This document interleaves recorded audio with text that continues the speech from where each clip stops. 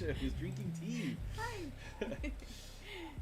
Yes, we're back with Necrobarista episode 2.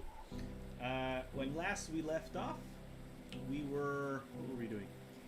We had just met the tin-headed. Yeah, Ned Kelly, and Ned Kelly. and we had something about the. Oh right, Maddy had told him that now she owned the cafe, right. and therefore the debt that they owed, the debt of time that they owed. So let's continue. They haven't fully explained the time debt. Not I assume it's something process, right? Right, it's something to do with the dead people. They've been letting dead people stay longer than a day. So what presumably? does that mean? Yeah. And how come are they humans to incur the time debt, or are they also dead? Oh right, our robot friends. That was kind of intense. Do they do that often?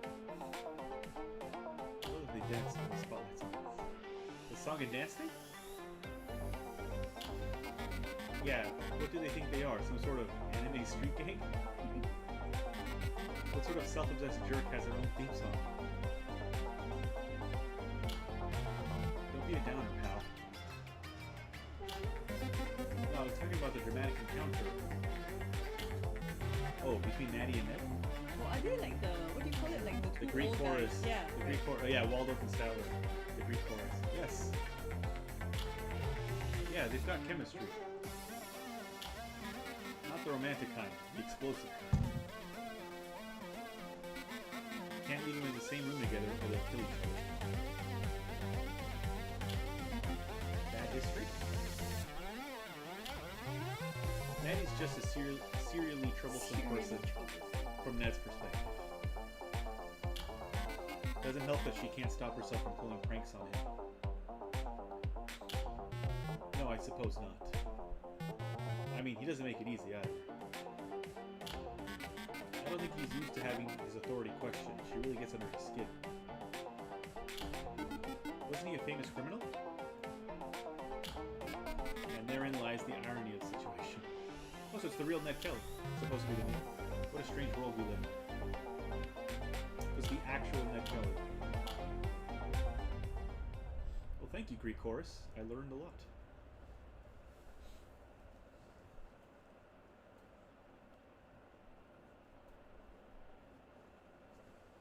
Also, I can't remember if, or actually they haven't revealed it yet, but the very, very beginning bit, was that did that take place before the story started, or is it taking place sometime after and we haven't actually gotten there yet? Yeah. So like that might have happened after the time that was incurred and then Ned did something to them. This shouldn't be a depressing memory for any of us, that said. Doodle mode is now available. You can now speak to Ashley to access doodle mode. Ooh, interesting. What is doodle mode? I have no idea. But I can move around now. Again. Oh, I'm upstairs. I'm upstairs. I wasn't upstairs before. So I guess we have to find more stories again and read the stories like before. Yeah, previously we couldn't go up. Yeah, we couldn't go upstairs before. Ooh, books. I think every cafe should have an accompanying bookstore. Library / bookstore, yeah. I'm looking for books. I mean, for books, for stories. Aha, here we go. So, advisory roll, that's one. So there are stories to find here. Oh, what's that? There you go. Yeah. Maddy's inbox. Alright. Can we do Maddy's inbox first? Keep the balance. Yep. I'm just trying to see how many I can find before I start reading. So there's one. Wait, is it this one? No. This one. Yeah, this one. Advisory. This one doesn't have? This one doesn't have. Yeah. Can you go up? Cannot. Oh, And there's going to be nothing over here. Can we cross over to the other side? Yeah, I can. Because that's where I started. I started like here, looking out the window. Okay. And then I'm over here. Yeah. Also many different wall clocks. Are they clocks? I thought they were. I think so. Oh yes. No, they're gauges. Oh. So they measure whatever. Pressure. Yeah, pressure. I guess. Yeah. Like if this was an industrial place. Yeah. Ooh. Ah, the fisherman too. Fisherman So yeah. So that story continues. Yeah, I figured that's why I had a door 1. there, did you see? Yes. So but I maybe can't go later we through. can. Yeah. So maybe later. Ooh. Oh, billiards 1. Okay. How about the tree? The tree is really weird. I hope the tree gets a story or something. Maybe towards the end, because it's the tree of life, right? So maybe that's where what's his name? Kishan? Oh, Kishan, Kishan yes. has to go through. Am I allowed to go downstairs? I am not.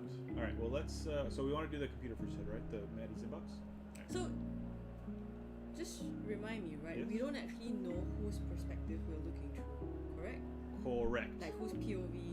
In these sections, you mean? yeah. Yes. Okay. This might just be a dead person, Yeah. right? Yeah. Like, but I'm not 100% sure, right? So like yeah. And there's Maddy is downstairs. There's Maddy, and I saw Ashley, I think, as well. There? Yeah, there's Ashley. Yeah. So yeah, I don't. So we might be somebody, or we might just or it may just be like a yeah. shade who's passing through. Yeah. Okay. I couldn't remember if that was. So yeah, but they haven't said Her specifically. glasses are here. Yep. Is she not wearing them downstairs then? Maddy's inbox. From Jeanette Annette, jeandean19@yahoo.com. I wonder if that's a real address, a real email. I mean. Subject: Spirit Beacon leaking. Date: January 25th, 2014. I'm confused about the dates again. 2014. Yeah, because weren't they 3014 or something? They're like they're 3053. Yeah, that's what you told me. Yeah. Or is this again like detection? You told me it was. No, I didn't. You told me it was. They said, like it was in the game. I wouldn't know otherwise. So, or maybe they've been alive for that long. Maybe. Well, that's a very long time. 7:30 a.m. with 58 seconds. To admin@terminalvelocity.org. Hi, Madeline. Or what happens, right, if people from different times can still email them because they were dead so long, right? Oh. Hi, Madeline. This is Jeanette from the location down by the docks. I believe we met in person for the first time last month. I was opening up this morning and noticed that most of our spirit juice was gone. I checked the map and saw that you're the nearest location with a spirit beacon. I think you may have drained some of our supply. Honest mistake, I'm sure. I'm sure. But if you could stop running your spirit beacon during peak hours, that would be much appreciated. Thanks, and looking forward to working with you in the future. Jeanette. From Jeanette Annette. It's a new email. Subject: reply to the spirit beacon leaking. January 28th, 2014, 1:59 p.m. Hi, Madeline. I hope you got my previous message. Just wanted to give an update on the spirit juice situation over here. I had several bottles that I marked last night just to confirm the issue, and when I got in this morning, the levels were low where I marked them. We're definitely losing spirit juice, and you're the only spirit beacon close enough to be affecting us. Please modulate your use to reasonable levels. I don't think this should be a problem as long as you're not running your beacon overnight. Again, not trying to assign blame here, but please be considerate to folks at other locations. Thanks. Jeanette. Do we know what spirit juice is? We do not. Oh, okay. Which is emailed again. January 31st. This 2 weeks later. Was it No, 2 it's weeks? 14, right? Oh yeah, it's 14. Yeah. Madeline, she dropped the Yeah. high. We are draining spirit juice over here so fast that if I sit and watch, I can see it disappearing from the bottle. You're the only spirit beacon that is even remotely close to where we are, so we really need you to stop. It's affecting us, and it's probably affecting other locations. This is completely unacceptable. Fix this now. Jeanette. And another email. Uh-oh. February 1st. This is the next day Yeah. already. Hey, Madeline. Care to explain why you weren't at the terminal today when I showed up? I spoke with a girl named Ashley who said she decided to take the day off. What a coincidence. I was not impressed by the crying routine you had her do. Honestly, you should be ashamed of using a child's fake tears to try and hide from a situation that you caused. Turn off your beacon. Whoa. I don't want to be the bad guy here, but if you don't do something, I'm going to have to get the council involved. From Clarence From, as a new guy. Clance at Hey Joe. Hey, Joe. Clance_from@yahoo.com. Subject: misplaced cutlery. February 8th, 2014. Which is the week after. Hi Maddy. This is Clance from the docks location. Just want to give you a heads up. This morning we found out that the site's manager we recently hired, I believe you met Jeanette last month, was leaving spirit juice in untempered glass bottles, and we had a bit of a leak.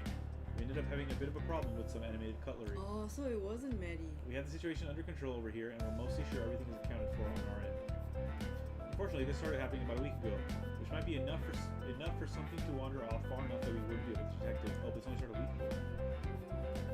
Very unlikely that this happened, but just wanted to give you a heads up in case a possessed steak knife wandered off far enough to find your beacon and decides to pay you a visit. Sorry about the situation. Rest assured that the person responsible for this won't have any opportunities to mess up anything of this magnitude again. So I So wonder. Jeanette got fired? So Or she got her fired? Also, I wonder if like initially Maddy was siphoning, and then later on she went and like fiddled with Jeanette's bottles. By the way, are you planning on going to M's birthday next month? Regards, Plants. From Maddy Xiao. Misplaced cutlery. Oh, she's replying to the guy. Oh, but it's October. Oh wow, it is, yeah. It's Yeah. way later. Hi, Clance. Sorry I missed your message earlier. 6 months down 6. the road. 10? Yeah, a February, long- March, April, May, June, July, August, 9 September, months? October. 9 months. 9 months. I no longer use this address. Please use contact@terminalvelocity.org for anything related to terminal business. No contact to that. Hope you enjoyed M's birthday party. I don't remember why I couldn't attend, but I'm sure it was good reason. Maddy. Alright. That was Maddy's inbox. Again, it's a really interesting way to show character without actually like telling, oh, Maddy is the dick. Yeah. Advisory role. Maddy was washing her hands when Ashley poked her head around the corner. Here to confess something, or here to ask for something? Thought Maddy to herself as she dried her hands and turned to face the girl. The grin on Ashley's face confirmed that it was the latter. Maddy arched an eyebrow and turned to the coffee grinder. Ashley stepped around the corner and stood close enough to Maddy to occupy her field of view. Every time Maddy turned, Ashley again repositioned herself. She was waiting for Maddy to notice her. After a minute, Maddy decided that having Ashley hovering around her was more distracting than indulging whatever wish she wanted to talk about. What do you need, Ashley? I don't need anything, said Ashley. So now that you mentioned you need things, I think you might need something. I think you might need something. Such as? An advisor. Ashley smiled triumphantly as she delivered the word. Uh-huh. What would I need an advisor for? To advise you, of course, said Ashley. And I suppose you have a suggestion for who I should take on as an advisor? Well, said Ashley, now that you mention it, I'm not too busy. I could be your advisor. Actually, it's supposed to be a key. Yeah, She something like seems that. much younger. Because you're an expert on advising. That's what an advisor needs to know about. And what makes you an expert on advising? I've been learning a lot about advisors, said Ashley. They get to help make important decisions, and then the person they're advising has to take responsibility for them. That's why I make a good advisor. I want to be an advisor too. Because you don't want to take responsibility for your actions. Yes! I take responsibility for my advice.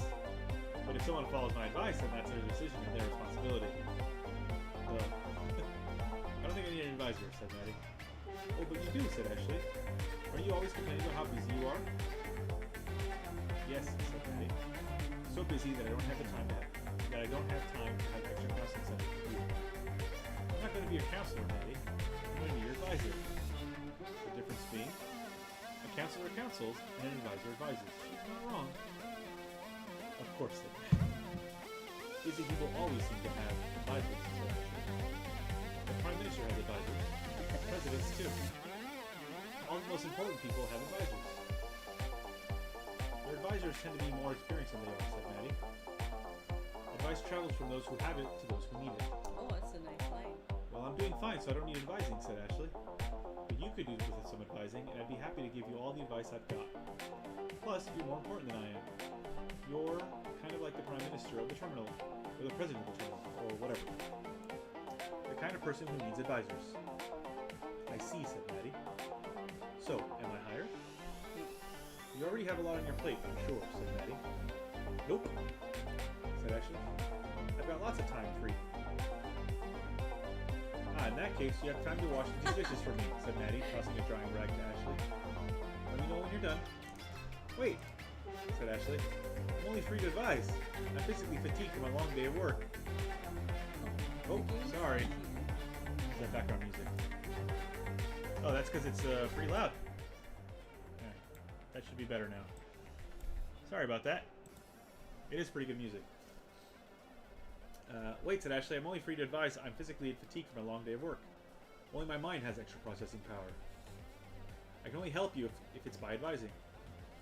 Well, advising has physical responsibilities associated with it, right? Said Maddy. Like sometimes an advisor will go to places to get important information. I guess so, said Ashley. I can do anything that relates to giving you information. In that case, Advisor Ashley, I need you to give me a report on which of these plates looks best when it's sparkling clean. But they're all dirty right now. Exactly. Time for you to do some investigative research. See ya. Quah quah. So, Maddy has to do the dishes now. Ashley has to do the dishes. That's right, Ashley has to do the dishes now. This one over here. Keep the balance. I really don't understand why when I sit down I just start yawning. It's a fear response, apparently. Really? Yeah.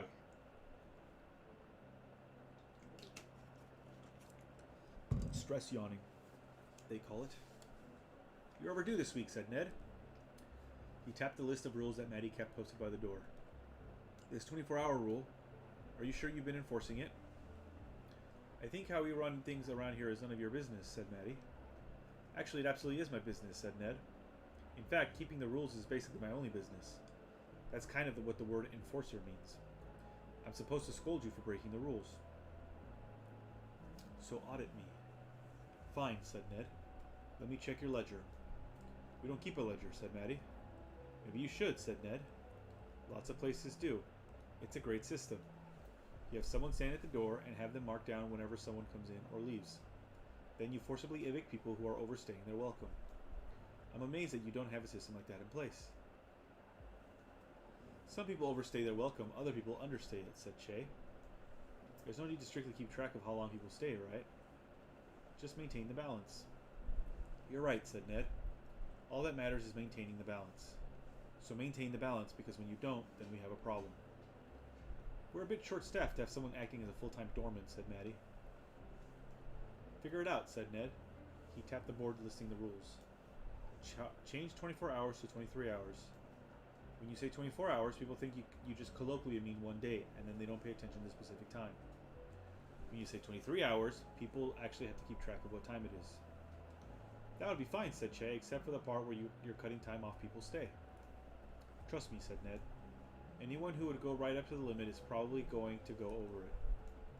23 hours is going to mean 23 hours plus an extra 5 minutes, 10 minutes, half hour plus, however long it takes to finish their drink. And if they leave in less than 24 hours, who gives a shit? I give a shit, said Chay. You're right, you should give a shit, said Ned. In fact, you should celebrate whenever you manage to scooch someone out of here in under 24 hours, because the balance is upset and you've got to correct it. You can either correct the balance 1 hour at a time, or the council can come in here and repossess some souls. Or we can find someone who knows how to manage this property responsibly. He turned to Chay. Come on, buddy. I don't want to have to take this place away from you. That would be quite the escalation, said Maddy. Well, you're already on the first level of escalation, which is a stern talking to, said Ned. Let's try not to escalate it any further. Chay sighed. Well, Maddy cut him off. We'll change the rule to 23 hours. Okay? Buzz off. I think all this is in the past, right? Yeah. Before Maddy took over. Yeah. Wow, really? Said Ned. Well, okay then. And while you're rewriting the signs, you should also take the green tea frappuccino off the menu. Frap should be for coffee, not tea. Ned, fuck off. Done, said Maddy. Wait, really? Said Ned. Damn, I didn't realize you were so open to feedback. Also, that caramel... We'll take it under advisement, said Maddy, placing a hand on Ned's chest and physically pushing him toward the door. Hold up, said Ned. What are you doing? Removing an unwanted guest, said Maddy. I need the practice if we're going to start enforcing those rules you care so much about. Now said Ned as he continued backpedaling to stay upright. Look, you could just... Bye, said Maddy as Ned crossed the threshold out of the cafe and Maddy shut the door in his face. She turned around and leaned her back against the door and sighed. Chay raised an eyebrow. You're serious about the rule change? Yeah, said Maddy. I'll change the sign in the menu after we close tonight. Wait, really? The rule change is just to keep him off our back, said Maddy.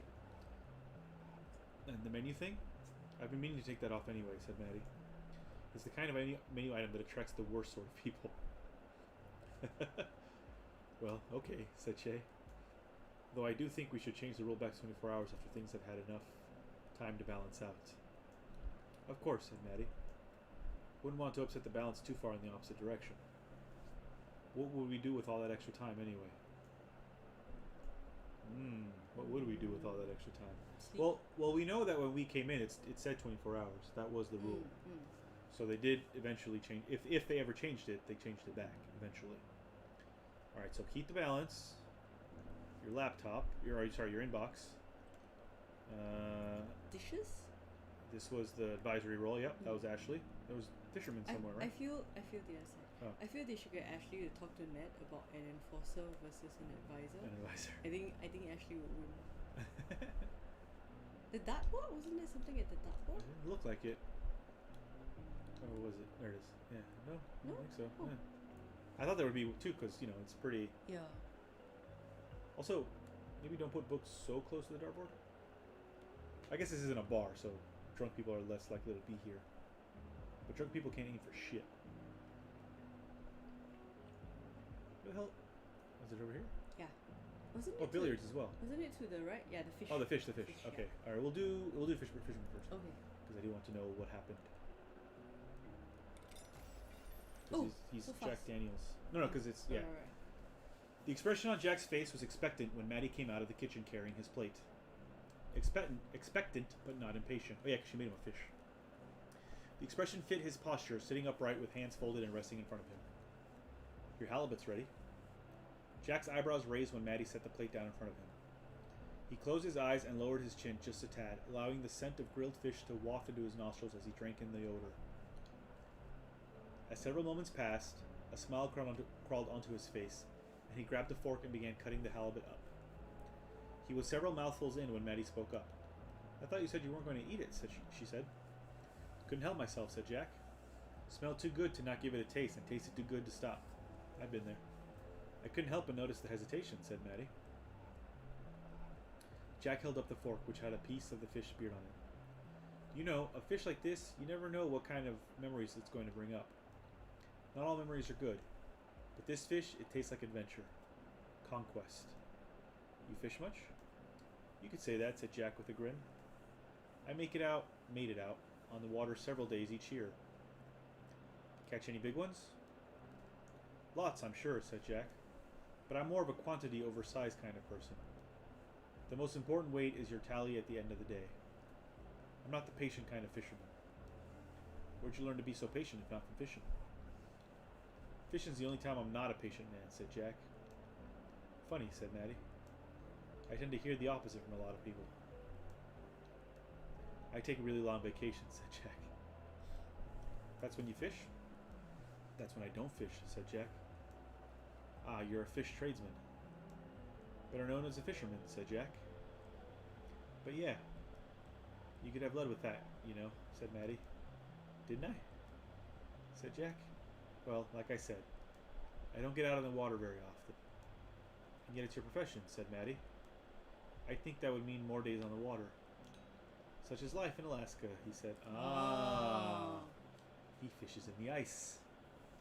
Fishing season gets shorter every year. Ah, of course, said Maddy. Halibut are seasonal. You can only catch them when they migrate, is that it? It's the kind of business that's only open a few days out of the year thanks to Mother Nature? That was a question, hence the lilt at the very end, because I didn't realize it was a question, so I got the question mark. Thanks to the government, said Jack. In 1970, halibut season was 150 days long. Then it got shortened to 100 days. You only work 100 days out of the year? No, ma'am, said Jack. 100-day halibut season was before my time. By the time I found myself on that side of the Pacific, they were down to fishing derbies. Actually, that's what got me out there. Derbies?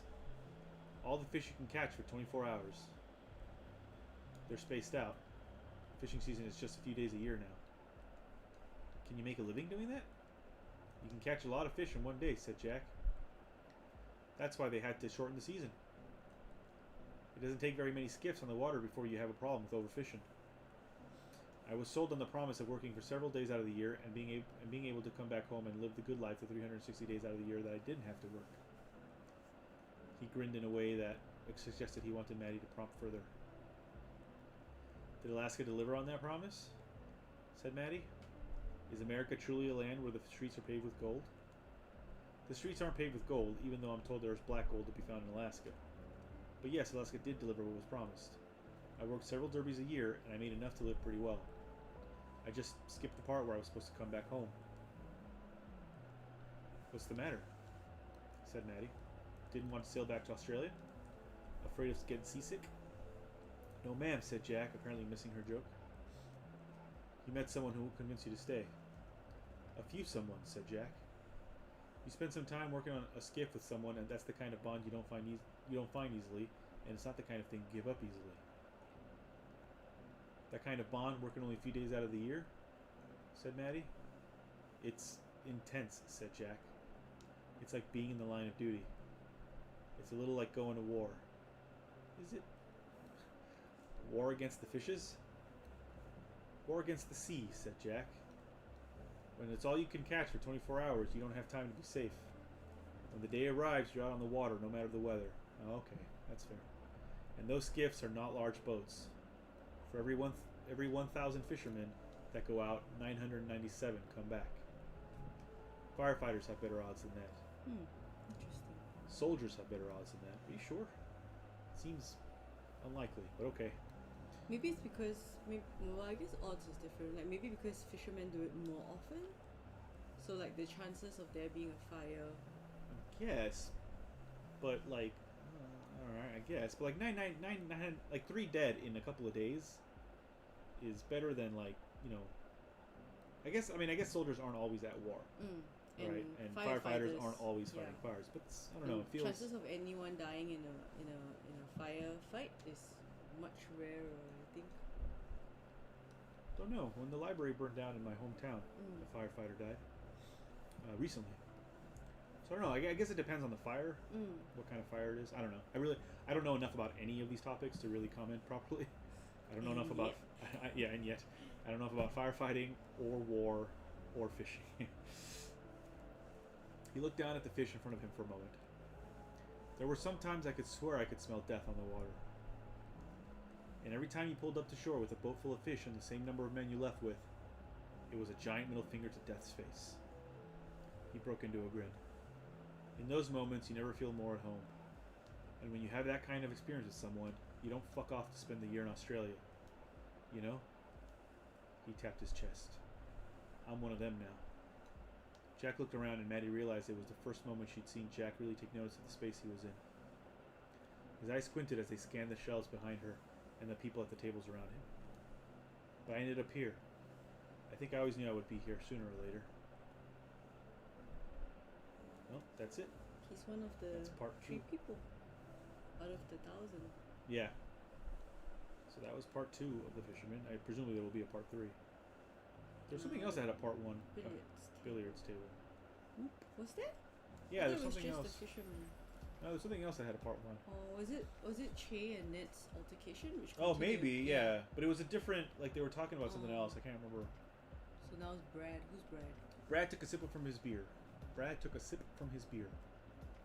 It was non-alcoholic, but there was something about the dry aftertaste that kept him frosty. What is the point? I don't understand the point of non-alcoholic beer. Hey, Eugene. Hey, Eugene. Like, if you're gonna drink beer, like it tastes terrible. Why would you drink? Why would you drink beer if there isn't alcohol in it? Like isn't that the whole point of beer anyway? It was non-alcoholic, but there was something about the dry aftertaste that kept him frosty. He leaned over the table and lined up his next shot. He eyed the problematic 9-ball in the upper right corner. He had a low percentage shot on it if he elected to bank it in, but he had two other stripes in the lower left to set it up. If he had an audience, he'd go for the bank shot for sure. He liked the chance to shine. But today there was no one to impress, no audience for flashy low percentage shots. He took the shots on the 11 and 12, and 3 shots later sunk the 9. An easy shot on the 8 sealed the deal. Brad scanned the table. 4 solid balls remained, a dismal performance on his part. Or a stellar performance on the part of the Stripes player. That was the problem of playing against yourself. You always won, but you always lost, too. Brad chugged the remainder of his beer and added it to his collection of empties, which now stood 5 bottles strong. I feel the same about decaf coffee. You're right, Eugene. What is the point of decaf coffee? Who would drink coffee without the caffeine on purpose? Like, maybe it's like a placebo. We keep ordering from this place that keeps giving us non-alcoholic beer. So now our fridge has like 4 cans. Like they give it to us for free, beer. and presumably because no one's ordering it. And I don't want to drink it because I hate it. One day we'll have a party and then someone else will drink it. Yeah, we'll just give it to them. 5 bottles strong, yes. He took a moment to survey the room. His table was the only one of the 4 that was in use. That didn't come as any surprise to him. It was early in the evening, and he had grown accustomed to spending some time alone in this room. He knew when he could come here to be alone and when the other sharks showed up. Brad grabbed the triangle. It was looped around his collection of beer bottles to see the balls in order. To set the balls in order for another round. So, do you think this is a soul? Because, like, if he did, right, then probably he's overstayed the 24 hours by quite a significant amount. Because, you know, well, no, I don't think he seems to have spent so much time here. I don't think he's playing here, because he's talking about there's like 4 billiards tables. This place only has 1, right? So, I don't think he's here. I think this is his life before. Oh, maybe. Yeah, maybe. I don't know. He's a soul that overstayed his work. I mean, he's just been here for a really long time. Maybe. Someone came up the stairs, and Brad looked up briefly, long enough to see a woman who he recognized. Oh, there it is. I take it back. Who he recognized as dour-faced barkeep who had served him the beers that kept him company for the past hour or 2. Several steps behind the woman, he saw an older-looking man. It's Chay, I think. The man stopped in front of the table opposite Brad's and began chalking up his cue. Brad directed his attention to the man. He usually offered people a game when they came up, but the man seemed prepared to keep to himself, so Brad said nothing and tried to focus on his own table. Well, usually more than one table, but that does sound like Chay and Maddy, right? He set up to break, and the older man coughed as he shot. He hit the cue ball just a fraction of a degree off. It bounced off the rack into one of the side pockets as the rest of the balls jostled around the table. Stink. Brad didn't swear when playing pool. His earliest experience with competitive billiards had been in an environment that forbade obscenities and issued foul penalties every time he let out an involuntary shit or fuck. He'd have to find cleaner substitutes. Break, came the sound from the old man's table. 2, 3, 4. Brad put down his break cue and picked up the leather-tipped cue that was leaning against the table. 5, 6.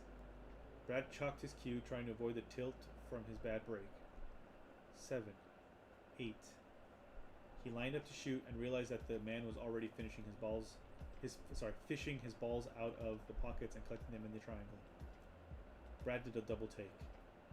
Had the man sunk the 8 ball after 8 strokes, including break? Brad continued playing his own table, but kept an eye on the older man this time. It happened again. Break. 2, 3, 4, 5, 6, 7, How old is Chay? 8. 200 plus, he said. I know, but then like he looks, because the visuals, he looks like a young a younger man, right? Yeah. Not sure. A perfect clean sweep. As the old man began cleaning the table, Brad walked over. "Excuse me," he said, "but I couldn't help but notice you just hit 2 perfect games." "What's that?" The man turned to Brad, squinting at him. Brad repeated himself a bit louder this time. "I was just complimenting you on 2 perfect games. Impressive stuff." The man heaved his shoulders. "Sometimes you get a bit of luck on your side." "Still," said Brad, "you don't see novices like hitting 2 consecutive perfect games." The man offered another ineffectual shrug. "Do you want to play a game?" Brad gestured to his own table, which was already set up. "Most of the people who come around here tend to be novices. I've been itching for a bit of competition." Brad paused, but the man said nothing. "Of course, if you prefer to play your own table, I don't mean to intrude." "We can play," said the man. "Though, if I can shoot perfect a 3rd time, you won't get to." "I'd be impressed if you could pull that off," said Brad. The older man racked the balls and stepped away from the table to let Brad break. Brad leaned over the table and took several practice strokes before finally connecting with the cue ball. The break was weaker than he had expected, but he managed to sink 1 ball. He looked at the table, annoyed, and realized that he hadn't bothered to check if the rack was frozen before he broke. His next shot was a straight in. His next shot was a straight in to the middle pocket. That's a weird. I guess that's billiards terminology. Yeah, I guess a straight in is a billiards terminology. It confused me. It tripped me up. I read it in my head. Because into. Yeah. I read it in my head, and then I read it, and then I read it in my head again. Like his next shot went straight into the middle. Yeah. So anyway. I'm wondering if like this was this place, but everyone's playing at the same table at different times. I'm just coming a weird timey-wimey shenanigans. Yeah. Or maybe this place has changed, right? Maybe this is. It used to have more billiards tables. Maybe. He briefly visualized the trajectory of the cue ball in his mind. It would easily knock the 6 ball in, then bounce toward the front of the table. Brad wasn't confident of where exactly the ball would stop, but he was confident he'd be able to do something with it. He took the shot, and the 6 ball went in. Solids. After the cue ball settled, found himself with no good options. Brad smiled.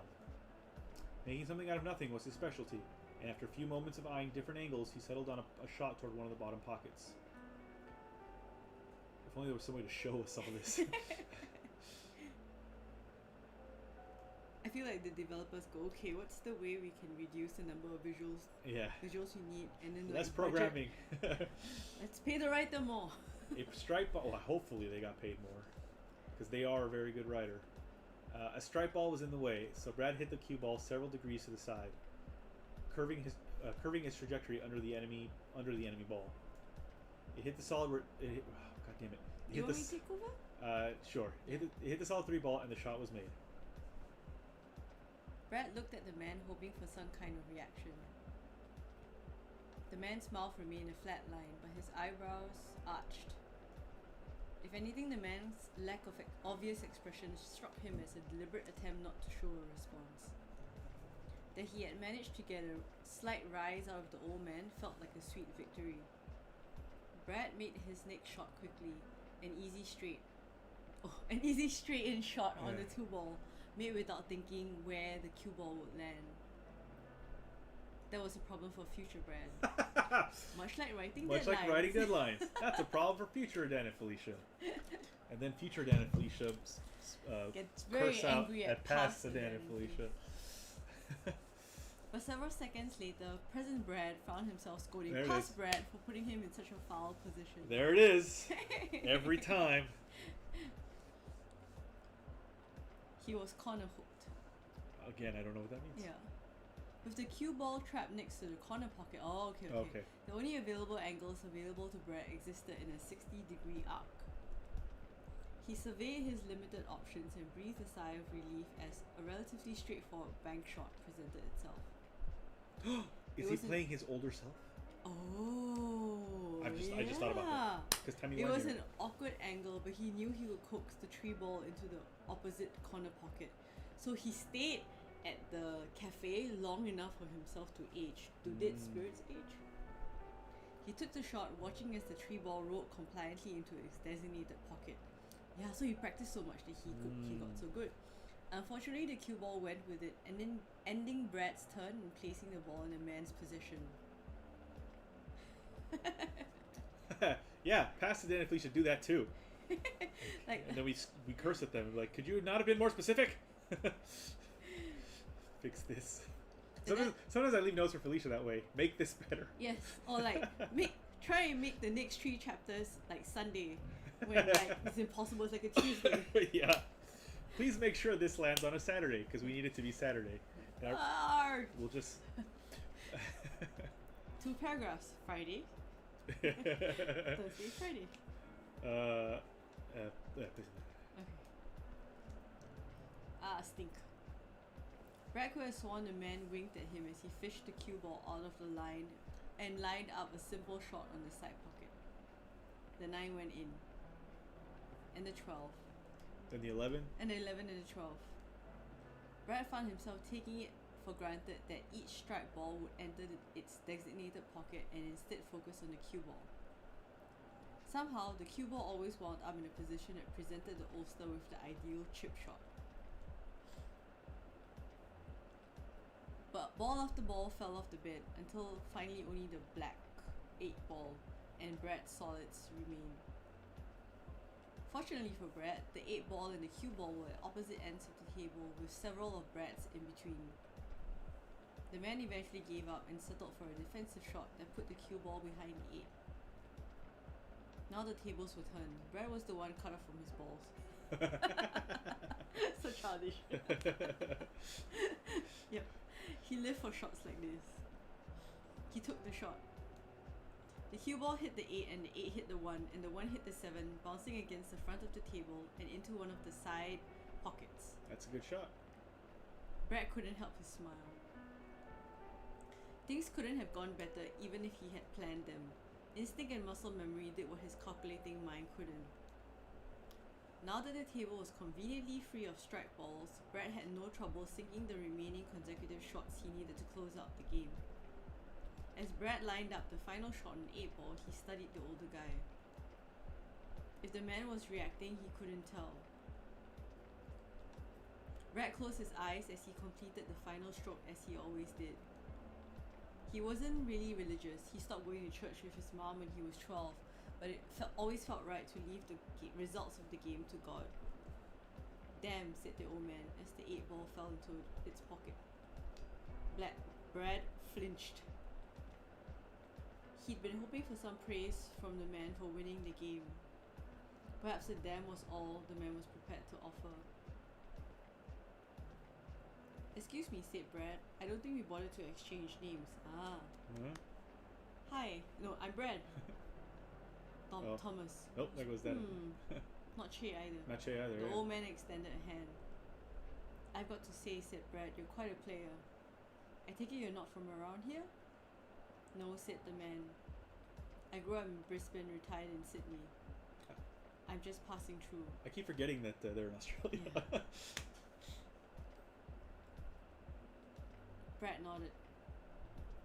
I'm not curious, were these stories especially constructed for the game, or was the game created around these shorts? I believe the stories were created for the game. So all of this was written with the game in mind already. Because, yeah, I figured I actually grew up in this neighborhood. Played on tables just like these when I was a kid, so I know most of the folk on the local competitive circuit. I guess someone like you would have to play competitively, huh? You don't pick up skills like that in a tiny pond. You'd be surprised, said Thomas. A man can accomplish quite a bit when he's given enough idle time. I agree! Like nap for 12 hours. Nap for 12. But you've played competitively, said Brad. But you have played competitively, Yeah. said Brad. I used to, yes, said Thomas. I actually formally retired many years ago, but kept a table at home for practice to keep my mind sharp. Maybe he's like, maybe this Thomas character is like Fast Eddie Felson on The Color of Money. So, He's a grifter? maybe last time, and now he's just trying to get his game back. Where did you compete? Also, Fast Eddie Felson has the greatest sunglasses, the old man sunglasses that I want for that. Oh, I toured in England. Cool. This guy's gonna be famous. Wait, said Brad. You were a pro? A pro makes a salary, said Thomas. I won enough to cover my travel expenses and to make up for the time I spent not working a real job. It's pretty good. Brad couldn't hide his excitement. Wait, you said England.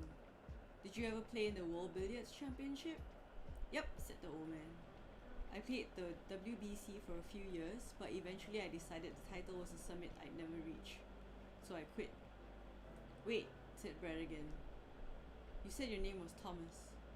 Are you Thomas Walsh? Indeed I am, said Thomas. Is Thomas Walsh a famous person? You're a legend! Possibly. Let me look him up. Where's my phone? Thomas Walsh, was it? What do I press? A. I think you might be overstating it, said Thomas. Even when I was at my prime, I wasn't the best. Results speak for themselves. Now fuck that, said Brad. You were a finalist for 6 years running. Nobody's ever been that consistent.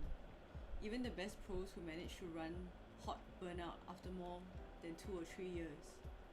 Okay. Thomas sipped his beer. Sorry. Huh? So I found like 5 different Thomas Walshes. Uh-huh. They're all fucking attorneys. Lawyers and attorneys and litigators and barristers and blah blah Did blah. you type golf? No, golf. Billiards. I did not, but you're right. I spent hundreds of hours watching your videos, said Brad. I didn't realize there were videos of me, said Thomas. I have tapes of the finals from 1967 and 1968, said Brad. No. They didn't record them before that, but your last 2 years got recorded for posterity. They're kind of rarities at this point, but I had a coach who had a vault of old footage. Coach?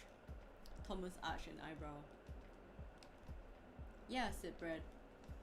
You didn't have a coach? Thomas shook his head. We mostly taught ourselves and each other. Sometimes you just gotta practice with people better than you, but that was it. Well, I mostly taught myself, said Brad. But after I started winning some regionals, I joined the team so that I could get sponsored and have a group to train with. Interesting. Brad waited for Thomas to question further, but no question came, so he decided to continue without an invitation. I won the WBC in 2012. No luck since then, I take it, said Thomas. Ouch. Yeah. But Brad stammered, well, yeah. He laughed, awkward. I'd never been a consistent player, not like you anyway. He offered a sheepish grin. My mom had an album full of article clippings talking about me like I was some kind of prodigy, the next big thing. Now it feels like I'll forever be a footnote in history. Brad waited for the words of affirmation to come from his hero. Thomas just took another drink from his glass, finishing it off before setting it down next to Brad's empty bottles. Brad said, feeling foolish. Can I get you a drink in exchange for another game? It would be a real pleasure. Sure, said Thomas. Get me a Guinness. Actually, make it 2. Brad sprinted down the stairs and returned several minutes later with a tray of 2 pints of Guinness. Thomas began setting up the table for the next game, Brad hovering over him. You know, said Brad, this place is pretty magical. Getting to play a game of pool like this, he wasn't quite sure how to say it, but figured Thomas knew what he was getting at. I mean, this is the sort of place where anything can happen, you know? You know what I'm saying? Not anything, said Thomas. There are limits. Well, yeah, said Brad. But still, 2 former champs, one coming back from, from beyond the grave, so to speak. That's not the kind of encounter you expect to have anywhere else. Thomas looked at him. Magical indeed. When I walked up here, I didn't realize that you were, he rubbed his chin. Let's say I don't meet a lot of pool pros at bars. He took a sip of his beer. You want a break? Oh, sure. Brad broke, and with hands guided by instinct, managed to sink 5 balls consecutively. Like magic, his shots always connected. Some people might buckle under pressure, but Brad's performance had always seemed to rise to the occasion. With just 2 strike balls left, Brad knew he was on a streak, but as he lined up his next shot, he took a moment to consider the position of the 8 ball. It was nestled in an awkward position behind Thomas's balls, but if he could clear a path to it while sinking the last strike. Brad looked at the sea of balls and knew there was no way for him to mentally calculate every vector, but instinct had gotten him this far and he wasn't about to stop listening to it now. Brad took the shot and the cue ball knocked the last strike ball into the corner pocket. Then the cue ball bounced off the table towards Thomas's cluster of balls. Brad grinned in elation as the cue ball hit a solid, which hit another, and another in a chain reaction that sent the 8 ball heading straight towards the corner just like he wanted. It was headed right toward the corner where there were no balls to intercept it. It was headed right towards the corner into the pocket. He stopped grinning. Brad knew with a growing dread that the friction of the cloth wouldn't be enough to stop the ball in time. He watched the impending disaster happen in slow motion, powerless to stop it. The game had been going so well. He had been about to hit a perfect game in front of his childhood hero, and now he was going to lose in the most inglorious way imaginable, an accidental illegal combination shot. Brad closed his eyes, but not even God could help him now. He didn't need to see it. The sound of the ball plunking into the pocket was enough. He'd lost the game. That seems to be it. That's it. Well, this is part 1, so well, this is there very will be long. There will be a second part eventually. So, okay, so that's all the stories up here. Is the door open now? Oh, can you go down? Yeah, that's what I was thinking, because Maddy's down there. And the last time, I was able to restart the... Wait, was there something? Oh. Look at that, I almost missed that one. Delicate operation. I wonder what happens if you miss stuff. Maybe you can't go down or the door doesn't open. Ashley stepped behind the counter and winced as the floor creaked under her feet. Maddy was nowhere to be seen, but Maddy did possess a remarkably sharp sense of hearing. Luckily, the cafe was empty as Ashley tiptoed to the case where Maddy kept the baked goods. Ashley lifted the glass lid off the case and closed her eyes as the scent of yesterday's lamingtons... I know what a lamington is now. It is not an animal. Yes, wafted up and overwhelmed her. We learned how to make one last week. Ashley had spent most of her life convinced that she didn't like coconuts, but that had changed the day that Chay introduced her to lamingtons. To be fair, Ashley still wasn't sure that she actually liked coconut. Chocolate frosting could make anything taste good, but she couldn't deny the cake's irresistible allure. Ashley lifted the lamington from the case and gently set the lid back down. She raised the lamington to her lips and opened her mouth to take a bite. Ashley? In a moment of panic, Ashley shoved the pastry in her mouth and sealed her lips. Her mouth was quickly overwhelmed by the pastry's thick frosting covering, and she did her best to choke it down before turning to face Maddy. Said Ashley, hoping that her cheeks didn't betray what was inside. Ah, good, you're here, said Maddy. It was a bad sign anytime Maddy expressed pleasure at seeing Ashley. Normally, Maddy wavered between being annoyed by Ashley's presence and being indifferently tolerant of her. Anytime Maddy was happy to see Ashley, it meant work. I need you to deliver something to Chay for me, said Maddy, turning to the counter to pick up a small bottle of something. As Maddy turned her attention to the bottle, Ashley took advantage of a momentary distraction to gulp down the remainder of the pastry. No time to chew, but her teeth wouldn't have done much good with the thick frosting. You're not busy, are you? Said Maddy. Ashley shook her head no. The pastry was no longer inside her mouth to create a conspicuous bulge of cheeks, but opening her mouth would reveal the thick chocolate frosting that was still probably present on her teeth, as she kept her lips sealed. Good, said Maddy. He's upstairs. Get this to him ASAP. She handed the bottle to Ashley, and Ashley found herself surprised by how light the bottle was. Looking down, she could see that the bottle had thin walls. Within those thin walls, it contained some clear liquid, and its seal was held in place with a metal clamp, hermetically sealed. Ashley turned toward the stairs, holding the neck of the bottle in one hand, and let out a sigh. One last thing. Ashley swallowed her sigh with a gulp and closed her mouth before facing Maddy, lips tightly shut. Be careful not to drop it, said Maddy. Thousands could die if you spill any of it. In any other situation, Ashley would have asked Maddy a probing question to figure out what was in the bottle, or get some idea of the significance. Ow, punch me. Get some idea of the significance of the task that had been assigned to her. Significant enough that thousands of lives held in the balance, but apparently not important enough for Maddy to do it herself. Good point. It's a very good point. But Ashley's lips remained sealed, and she merely nodded and turned around.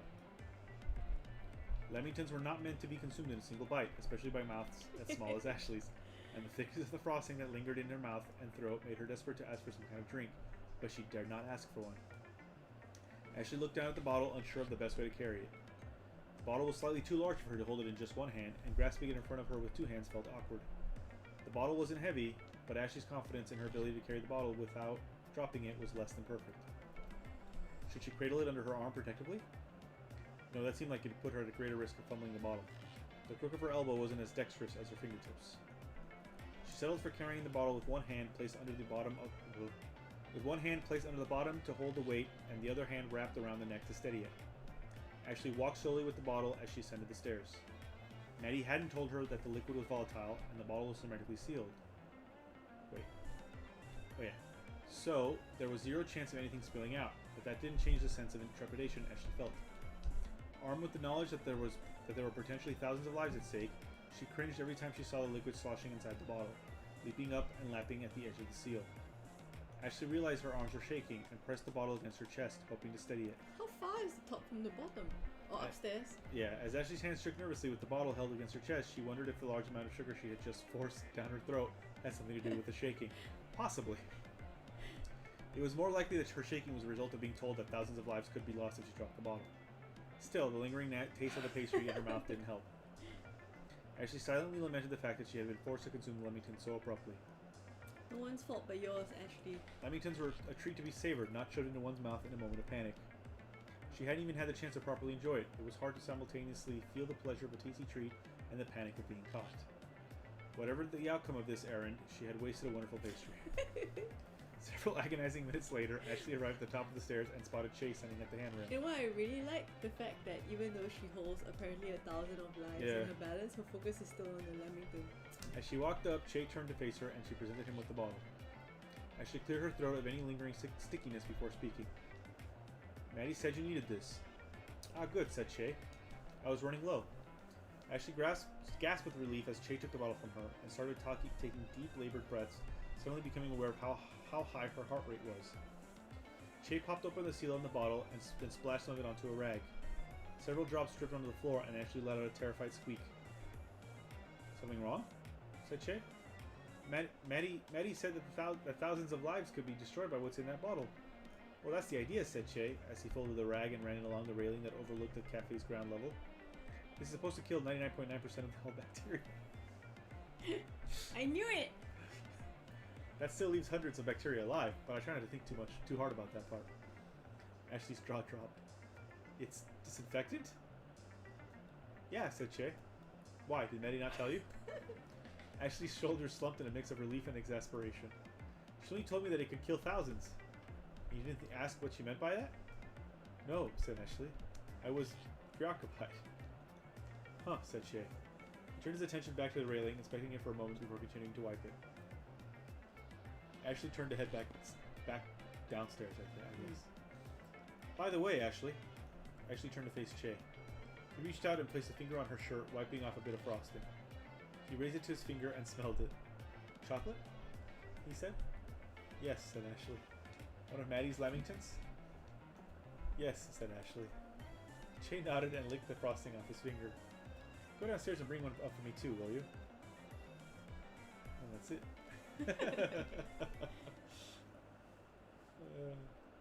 Delicate operation. Alright, did I accidentally miss anything else? No, right? Oh, no, but... That was the... Yeah. But now maybe the door will be open or you can go downstairs because I think just now you didn't finish, so... yes, it's gone. It's gone now. Alright, hold on. The door isn't open still, I don't think. Oops. Yeah, it's not open. Alright, so let's go downstairs. Is this just a 2-level place? It looks that way, yeah. And there's Ashley. Yo, Ashley. Really, I can talk to her, right? Enter doodle mode. Oh, let's find out what that is. What is doodle mode? Enter doodle mode? Yes. So what does doodle mode mean? Oh, what is it like a snickerdoodle? Yes. You have to go up. Right, I keep forgetting that it. I keep forgetting that it. I like how the thing walks because that's kind of how I walk when I don't want to go somewhere. Yeah. I'm just carrying a box or something, right? So it's probably slow because of that.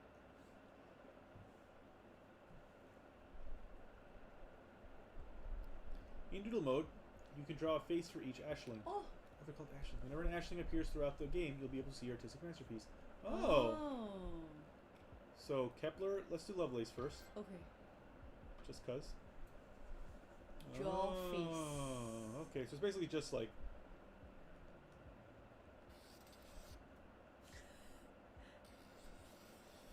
Oh no, poor Lovelace!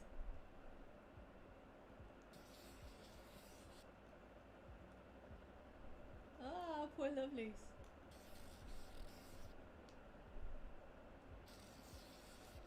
Oops. Oh! Oh! No. No.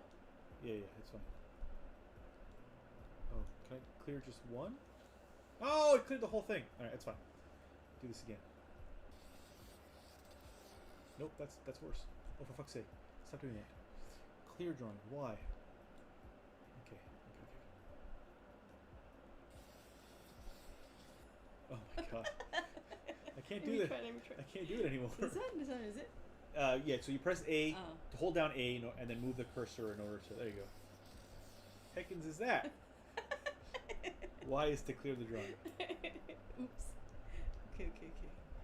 Wait. It's really hard. I guess if like... I think this was originally a PC game, so it's probably easier to do with like a mouse. Yeah, it had a really good face, and I messed it up. It's hard to get the... Yeah.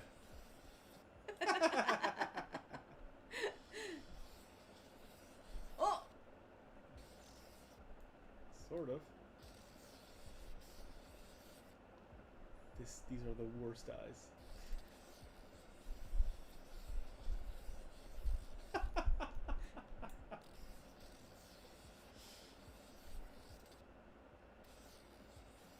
Oh, Lovelace's eyes are really messed up.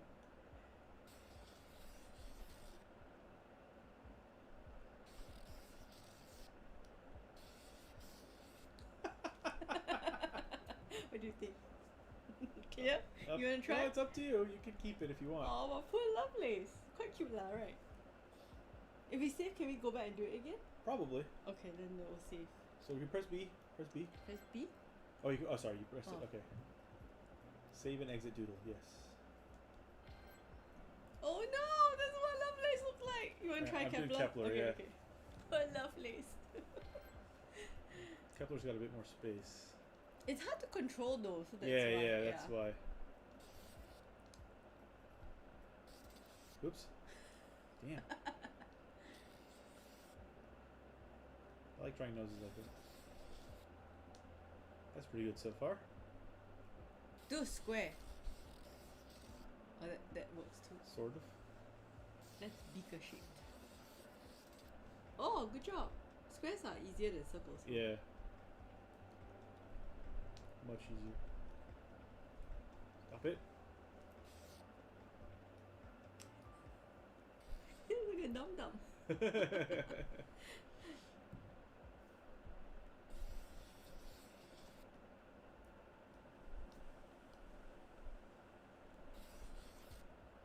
I'm happy with that.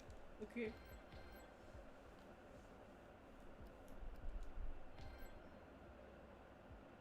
I want to do Jacoby. Yeah. Oh, Jacoby's Jacoby has hard. the smallest face. Okay.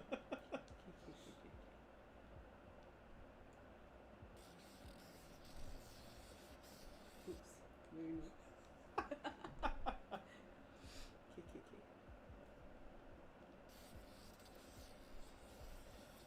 What is happening? Why is it weird? I'm trying to draw lips, but it's not working. Almost. It is hard. Ooh! Yeah. That is a mouth. Is that a nose or? Shit. Okay, wait. So the next time you mess up, press L instead. See what that does. L. Same thing as Y. Okay. Yeah, I wonder why. Yeah, I was hoping that clear drawing just like would be like the last thing Yeah. you drew, as opposed to the whole face. But I guess not.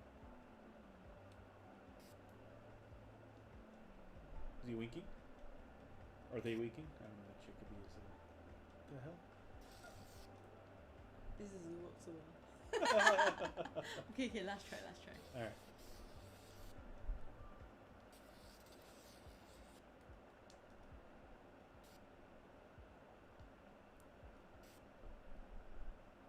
Okay.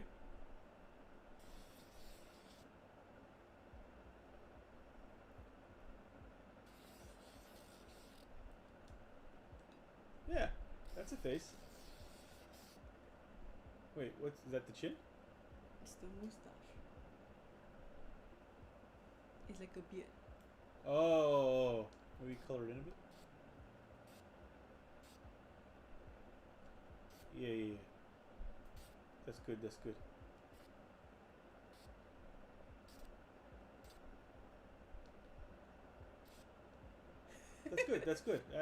This is recognizably a face. And the bottom part looks like a chin, and then he's got the 5 o'clock shadow down there. That's good. Do you think that's enough? Enough 5 o'clock shadow? Yeah. Okay. That's good. No need to Save, huh? save. Yep. All right. Now we've drawn our 3 faces. All right. Yay! They all look like they have personality. Oops. Sorry. And you can actually clear it. Okay, very good. Yeah, very you good. can. You still can. I wonder whether if we play on the Switch, we can use our hand to draw. Oh, maybe if you do so that'll handheld be mode. easier, Yeah. That makes sense. Now the 3 of you look weird. You look a little bit grumpy. You look kind of dumb, and then the last one is kind of like, ooh, hi. Lovelace just looks horrible. Yeah. Fine. No, that's not true. Don't make Lovelace feel bad.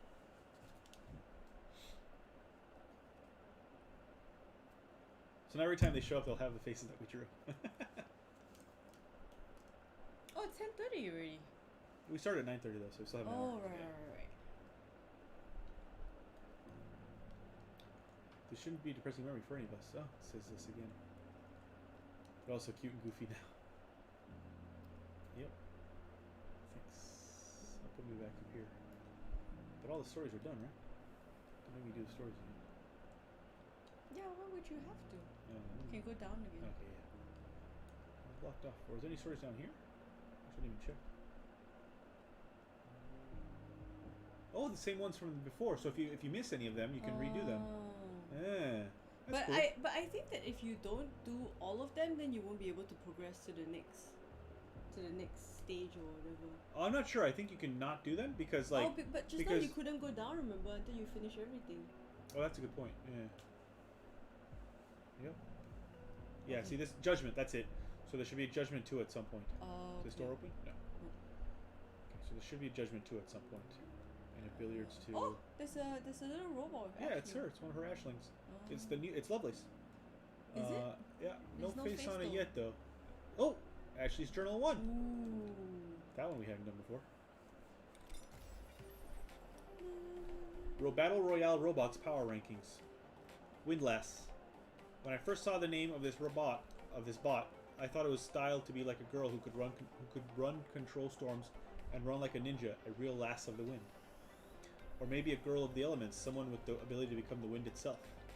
If I were a windlass, I could vanish in an instant whenever Maddy appeared. She would look around and say, "Where's Ashley?" And I would be right there, but she wouldn't notice because I would be one with the wind. Then when she left, I would fade back into the room like a ninja. This would only work outside and in the rooms that are really breezy, so I would probably set up fans in the workshop to make it really drafty. Then I looked it up online and learned that windlass is actually a fancy name for a winch used to pull anchors up, which at first made me think this bot was lame. It works by hooking its arms under enemy bots and pulling it up to flip them over. Oh yeah, I've seen those kinds of robot battle droids. It never, battle robots is what I meant to say. It never even tries to smash the other bot to bits or melt it with fire. But then I watched it in action and realized that flipping your enemy on their back to incapacitate them is the ultimate ninja move. Windlass moves like a master, spending the entire match trying to bait its opponent to exposing its weakness. And then, like a ninja master that knows how to jab at exactly the right pressure point on the back of the neck to make her enemy's head explode, Windlass grabs the enemy's bot by one part of it that happens to be sticking out at the wrong time and flips it onto its back. No, most bots only have wheels or legs on the bottom, not on the top, so when you flip them over, they are totally helpless and the match is over. To avoid this happening, make sure to put wheels on top as well. Yep. When I make a bot like Windlass, I'm going to call it Badass because that's what it is. She seems younger than 13 or 14. Yeah, that's it. So she's 10. That's the journal, all about Windlass. Alright. So there'll be more of Ashley's journals. 1, 2, and 3. So, we did this one? Yeah. Can we talk to Maddy again? Well, yeah, talking to Maddy just means going to the, continuing with the story, I mean. Oh, okay. Which we will do. Very soon, as I just want to make sure that there are no more stories that I missed. You can't go out yet, right? I guess that's when no. you leave the bar and that's when you go to wherever.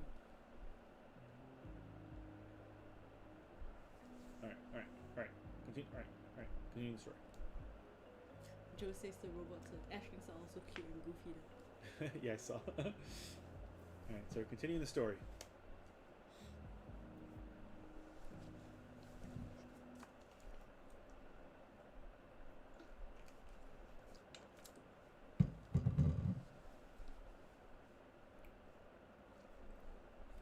I've been carrying a lot of boxes this week and last week. Getting ready to put stuff in storage. Yay, storage. I have a lot of comic books. Oh, who that? That's Maddy, it looks like. Oh, is it? Day 2, 12 p.m. the terminal. Oh yeah, we're only on day 2. Chay. That's Chay. Whoa. Oh no, it's Kishan. What? Ooh, that's a close-up shot. Rise and shine. Don't wanna. Oh, he's drunk, remember? You shouldn't waste your last hours on Earth sleeping. Alright, I forgot about this. ZR. Sleeping. Whoever said I'll have plenty of time to sleep when I'm dead probably had a different idea of how things would play out after death. Shit, that's me.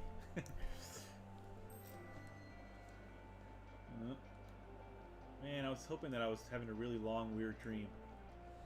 Heh, sorry, no such luck. Some more pedantic magical practitioners are quite bothered by flippant and colloquial use of the word luck. Chay isn't one of them.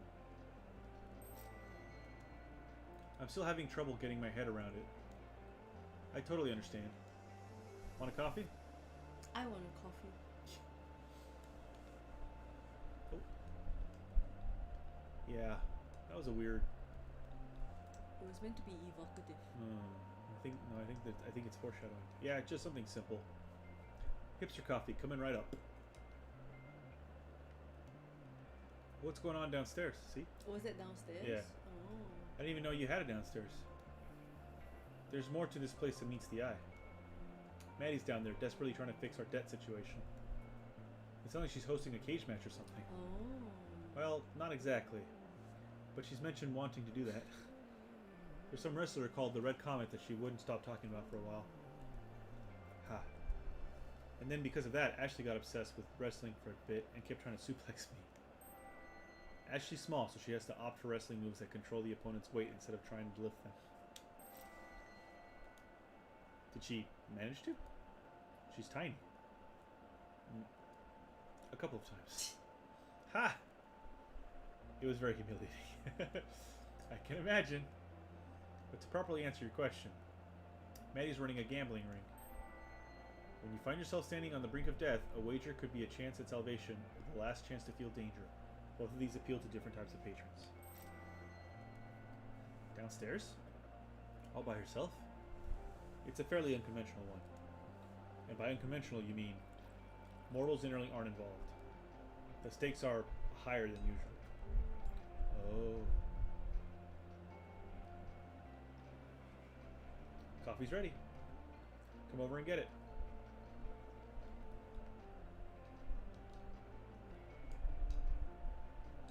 They gamble for time, among other things. You don't sound like you're a huge fan of the idea. I'm not. It's undignified. I mean, as long as Maddy's not in danger, shouldn't it be fine? The council doesn't like it.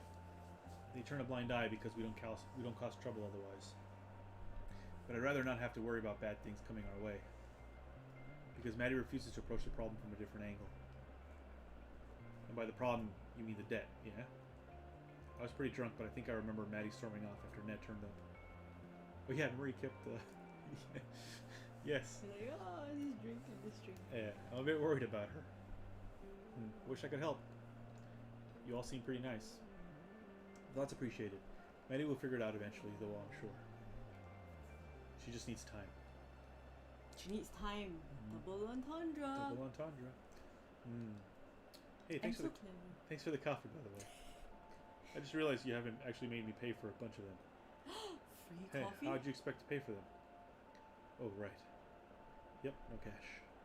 If I were feeling particularly capricious, I'd ask you to pay in time. But you're a nice kid, and you need every minute you've got. That was suddenly a Dutch angle. That was weird. Also, like, it kind of bounced. You want to head downstairs? I can see your eyes darting to the stairs. I'm not going down, but I'm also not going to stop you. Yeah, if that's okay. Go on then, I'll stick around up here.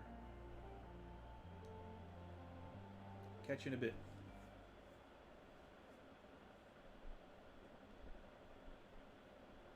Interesting. They gamble for time. And Maddy needs time. Maddy needs time.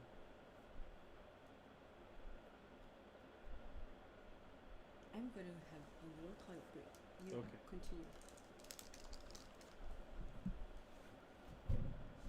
Well, we'll just talk amongst ourselves. The stairs that led down to the basement were solid and well worn, with smooth ruts on each step and a handrail that had been polished to a silky sheen through years of use. Kishan had always liked stairwells. People never lingered in them for long, and he'd found them to be a good place to catch a breather. He wasn't obsessed with them. That'd be weird. But he definitely appreciated a nice set of stairs. On further reflection, it was probably a little weird. Downstairs, Maddy's audience clamored for blood. Blood. Even the dead find blood sports compelling. From you to me. With the understanding that your remaining moments on this plane are limited, you surrender this time freely without coercion as agreed. Contract fulfilled, you're free to go. Contract. Everything comes at a price. Nothing risked, nothing gained. Phew. That's 3 in a row, you bloodthirsty bastards. The crowd cheered. Maddy was clearly an expert at winding them up into a frenzy. Who's next? The room felt dead silent. Come on, isn't anyone here brave enough to challenge me? I thought you came here to play with knives, you pansies. Seriously? Anyone? Don't hold down on me. Cough. Do I need to pick someone out from the crowd, then? Is this what we've come to? Maddy's gaze swept the audience. Keyshawn. Good to see you upright. Interested in a game of skill? Me? Yes, you. Sure? Give me some enthusiasm, my man. Sure. What's the game? 5-finger fillet. Some of the people in here just call it the knife game. You heard of it? Oh, finally something I'm good at. Oh. Wait, why is Keyshawn good at 5-finger fillet? Wait, why are we at episode 3? Rise and shine.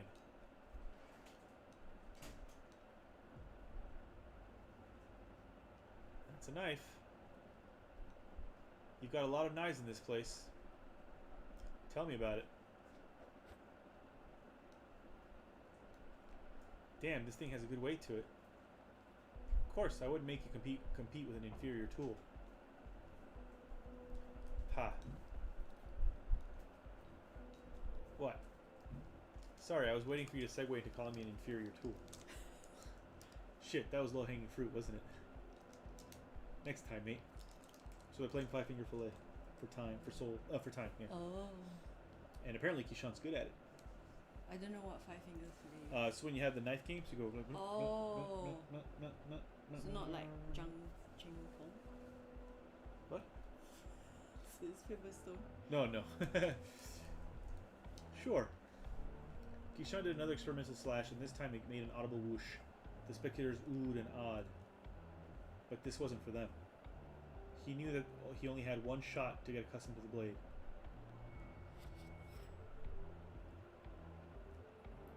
You done showing off? Nothing wrong with putting on a little show. Sounds like you're stalling for time. Getting cold feet, perhaps? Psh, not a chance. Let's get started then. You know what you're wagering? Chay mentioned something about you gambling with time. It's not gambling if it's a game of skill. But that's beside the point. We're both wagering 4 hours. If you win, it comes from the cafe's balance. If I win, it comes from yours. You've got around 16 hours left in case you weren't keeping track. Shit, only that many? Want a little extra time to play with then? Hell yes. Let's stop wasting it and get this over with. You sure you know what you're getting into? Most people are pretty shy about playing with the time they have left, especially when their tank's running as empty as yours. Yep, come on. Unless you're getting cold feet. Ooh. Hardly. You've got 30 seconds. Smack the timer when you're ready. I wonder if this will be animated. Ooh. Oh. There it is.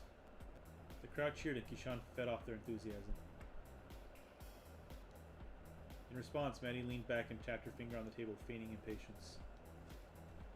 He met her eyes, grinned, and continued his performance. His stabbing motion got faster as he went, the point narrowly missing each of his fingers. Stabs, strong enough to drive a knife a millimeter or two into the table, were good if you wanted to put on a show. And of course, giving the spectators a show was part of the fun.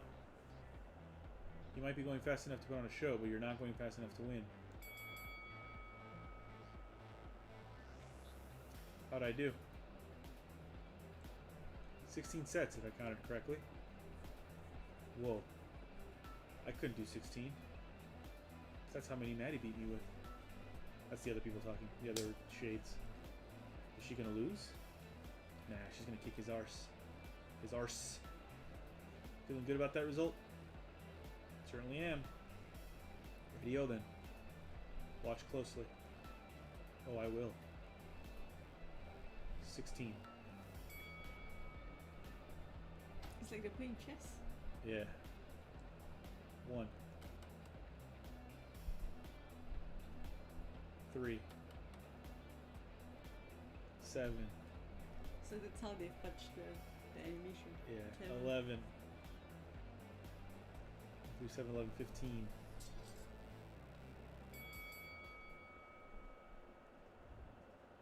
Told you, she's unbeatable. Is it magic? She could cheat if she wanted to. Definitely not. She's just that good. Poor guy. He didn't know what he was getting into. Sorry, mate. You beat me fair and square. I'm pretty impressed. I aim to please. I'll be taking those hours now if you don't mind. Ooh, hours.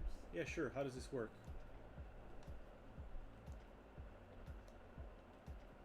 Just like this. You won't feel a thing. Keyshawn felt a brief tightness in his chest, and for just a moment, the tip of Maddy's fingers burned white hot. You can't beat entropy. Anytime you do an energy transfer, there's going to be some amount of energy lost to heat. Yeah? Ow! Shit! Sorry, I lied. It's done now, though. Alright. Does anyone else dare to compete with me? Come on, looking for some actual decent opposition here. I'll take any challenge. Even if it's chess or something. Any challenge? I challenge you. Is that Chay? To get everyone a drink. Rounds on me. I think Chay's pissed. Yeah. I didn't realize you were watching. There wasn't anything happening upstairs and I got bored. Right. So, you took some hours from Keyshawn, huh? Yes, I did. Do you feel good about that? Chay, do you? I won them fair and square. He didn't know what he was getting into. There's an obvious power imbalance here that you're exploiting. Chay isn't one to let you forget the responsibilities that come with power. He knew the rules. That doesn't change anything. You led him to believe that he gets some extra time. Maddy knows firsthand how seductive the promise of extra time can be. And, barring a miracle on his part, that absolutely wasn't going to happen. It doesn't matter. He's just passing through. A couple hours won't make any difference. Oh, yep. He angry. Maddy, I'm disappointed in you. Our patrons respect us. We need to earn that respect by treating them with respect ourselves. This is not respectful or dignified. Cheating vulnerable passers through out of their time, we're above that. We're better than that. I don't care whether you think it's dishonest or not.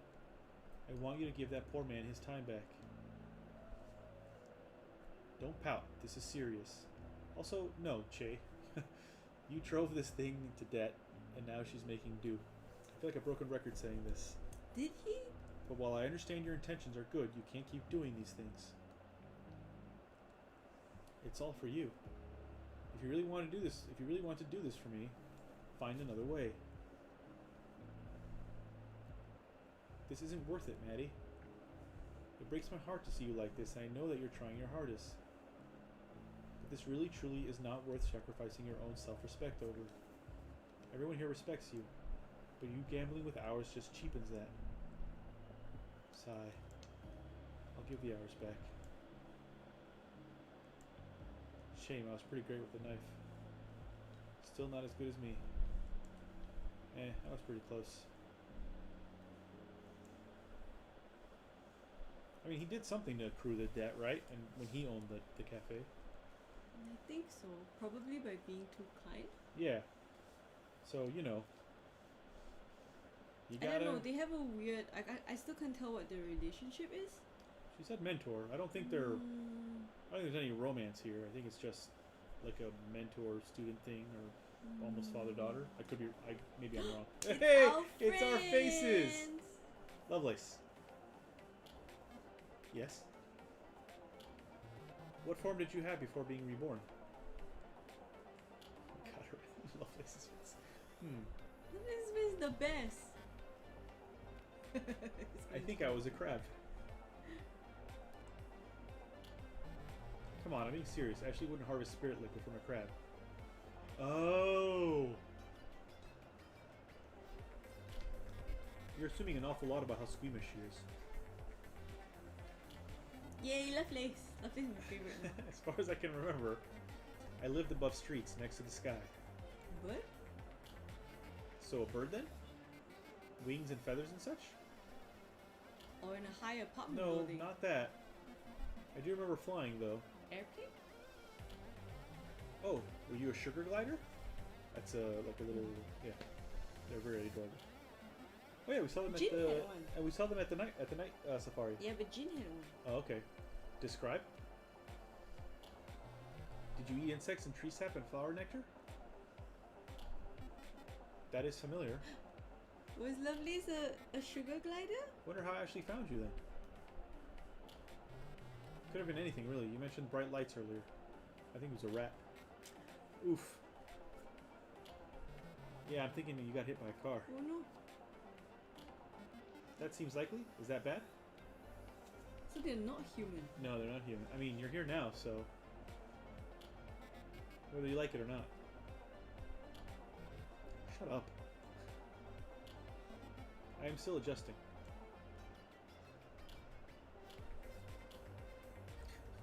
So ridiculous faces. I can't take them seriously anymore.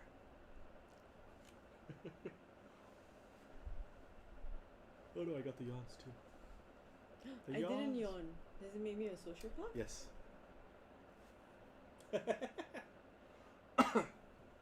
I think it's because I don't usually sit still for a long time. Maybe. Just literally what I do all day. Yeah. So my And ass then, is so fat. and then after that, I lie down and then I nap. Look at you Ooh. turning into a responsible human being. Fight Club. Studio mode is now available. You can now speak to Kishan to access Ooh. studio mode. Oh, we're back in a running. Oh, now we're in the. Oh.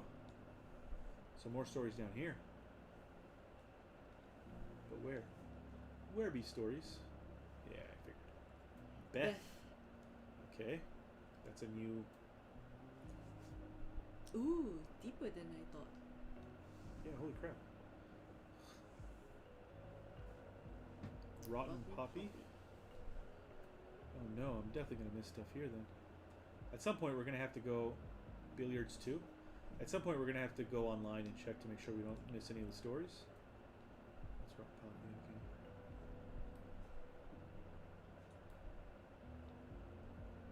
okay. Ashley's journal too.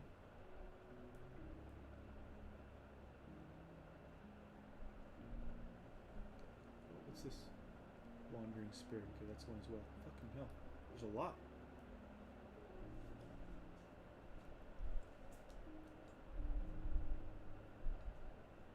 Oh. There seems to be maybe around 5 or 6 every time. I could be miscounting. Alright, we'll start with Wandering Spirit. Oh, it's Kishan. Kishan's footsteps echoed in a way that startled him. Were his footsteps always so loud? Perhaps it was just the contrast with the surrounding environment, which seemed completely silent, that made his footfalls so jarringly loud as he walked along the catwalk. Footfalls. That's what I said, isn't it? Maybe footballs. Oh. Footfalls. He was on a catwalk. Why was he on a catwalk? There seemed to be gaping space below him, filled with some sort of mist that he couldn't see through. It was fog-like, and yet despite the fog that Sorry. and yet, despite the fog that lapped at his feet, the air felt so dry. This is just... The air was thick here. Is this right after he died? I think so. As he breathed heavily, Kishan felt an overwhelming sweet, sickly odor, like the smell of wet or rotting wood. But all he could see around him were steel beams and a concrete path in front of him. Corpses are supposed to smell sickly sweet at a certain time. Was it rust he was smelling? No, he knew the smell of rust. This was different. This smell was somehow organic, like the smell of a forest after a fresh rainfall. Kishan shivered. Far in the distance, he could see what looked like a building of some sort. So far away that it made the structure he was inside feel almost tunnel-like, as if its only purpose was to convey him to that distant building. He continued walking forward, but as he walked, the building seemed to be growing more and more distant. He quickened his pace, and as he walked faster, he could feel himself moving through the thick, stifling air. Yet as he looked down, he could see the texture of the catwalk in front of him unchanged, as though he were walking in place. Kishan started to turn backward, but saw only a blinding light. His eyes immediately shut, and when he opened them, he was again facing into the tunnel, with a distant building at the center of his field of view. He tried turning around, but every time he tried to turn his head, his eyes involuntarily shut at the sight of the light, and he was forced to close his eyes or look away, always confronted again with the sight of the small hut when he opened his eyes. I guess it's this? His heart pounded violently inside of his chest. Right, the hut. The cafe. Mm. Yeah, maybe. The tunnel was so quiet that he could hear his own heartbeat, feel his own pulse inside of his head. Something about this place felt deeply, incredibly wrong. Get back. I have to get back. He tried turning again, and this time found himself unable to even begin rotating his body before his eyes snapped shut, placing him again in a world of darkness until he opened them again and was confronted with the sight of the small hut in the distance, now looking more far away than ever. I have to get back. Kishan kept facing the building and took a step backward. As he placed his foot on the ground, he felt a gust of wind knock him forward. He let out a yelp of terror. Instinctively, his hands reached for the opposite edges of the catwalk as he fell, trying to steady himself for fear of falling off. The catwalk was wide enough that his body didn't land close enough to the edge for that to have been a risk. And yet as he looked toward the edge, he felt a growing sense of dread that there was something down there that would capture him if he allowed it to catch even the smallest hold of him. Almost as he thought it, he felt the sensation of something pressing against his legs. He stumbled to his feet. He ran forward. The hut ahead of him seemed to grow no closer as he ran, but he ran all the same, running not to reach a destination, but to be away from whatever it was that was behind him. Moments ago, his only thought was an overwhelming desire to turn back, a worry that he was somehow trapped in here. But now that worry was replaced with an overwhelming sense of dread that propelled him forward. He had been pushed forward by something. Something was behind him. Kishan leaned forward and ran. He was no runner. He often found himself winded when forced to climb more than one flight of stairs. And yet he ran and felt no sense of tiredness holding him back, no need to catch his breath. Maybe it was the thick air here that somehow never allowed him to run out of breath. Maybe it was that the fear of whatever it was behind him was that strong. Kishan felt the air stinging at his eyes as he ran. By now he was running so fast that the thick air felt like a hot wind on his face. Tears began running down his face, but he couldn't find it in him to raise a hand to wipe at his eyes. That would mean slowing his sprint. So he closed his eyes, fully aware that he was running down a catwalk that had no handrail on either side. At this point, he didn't care. He ran and ran. Long after the tears on his face had dried, Kishan realized that he could hear only the sound of his own feet as they struck the catwalk. He couldn't even hear the rush of wind, even as it seemed to buffet his face. There was no sounds of anyone or anything pursuing him. Perhaps there was no pursuer at all. He allowed himself to open his eyes and look down. He looked over his shoulder. This time there was no blinding light, only a distant glow, like the light at the end of a long tunnel. In a way, it was a light at the end of a long tunnel, and in observing the dim glow of the distant light, Kishan suddenly realized just how far he had run. He turned around and saw the building right in front of him. It had windows that were covered with the same fog that covered the ground around him. Kishan reached for the door handle. He half expected it to be locked, and felt a moment of panic as the handle bowed under the pressure of his hand. Was he ready to face whatever was on the other side of the door? Did he even want to enter? Did he have a choice? What was it that awaited him inside of this building? Answers or more baffling questions? Kishan looked down at the tunnel and suddenly felt cold. Whatever this place was, he needed to escape it, and the only form of egress that seemed available to him was the door of this building. He leaned on the handle and he felt the door swing open. Yeah, so I think this is right before. So this is right after he died to right before he entered the cafe. Man, dying sounds fucking scary. Yeah, right? And the door's open. So if when you read this one, that's when you can go through. Oh. So now we can go up. See, the terminal cellar, staff only. So I think we can't go to the cellar yet, probably. Anyway, we'll read the other story. So I think that's what that means. So the thing doesn't open until you read the sign. Yeah. Oh. Do we read the sign on the second level? Yes, that was the one that was standing right next to the. Oh, yeah. right, I just didn't notice. Right. Beth 1. Do you want me to read this one? Alright. Let's go, little girl. The man standing in front of Beth smirked. Oh no, this does not sound like nice. It's a nice one. You open this one too? Yep.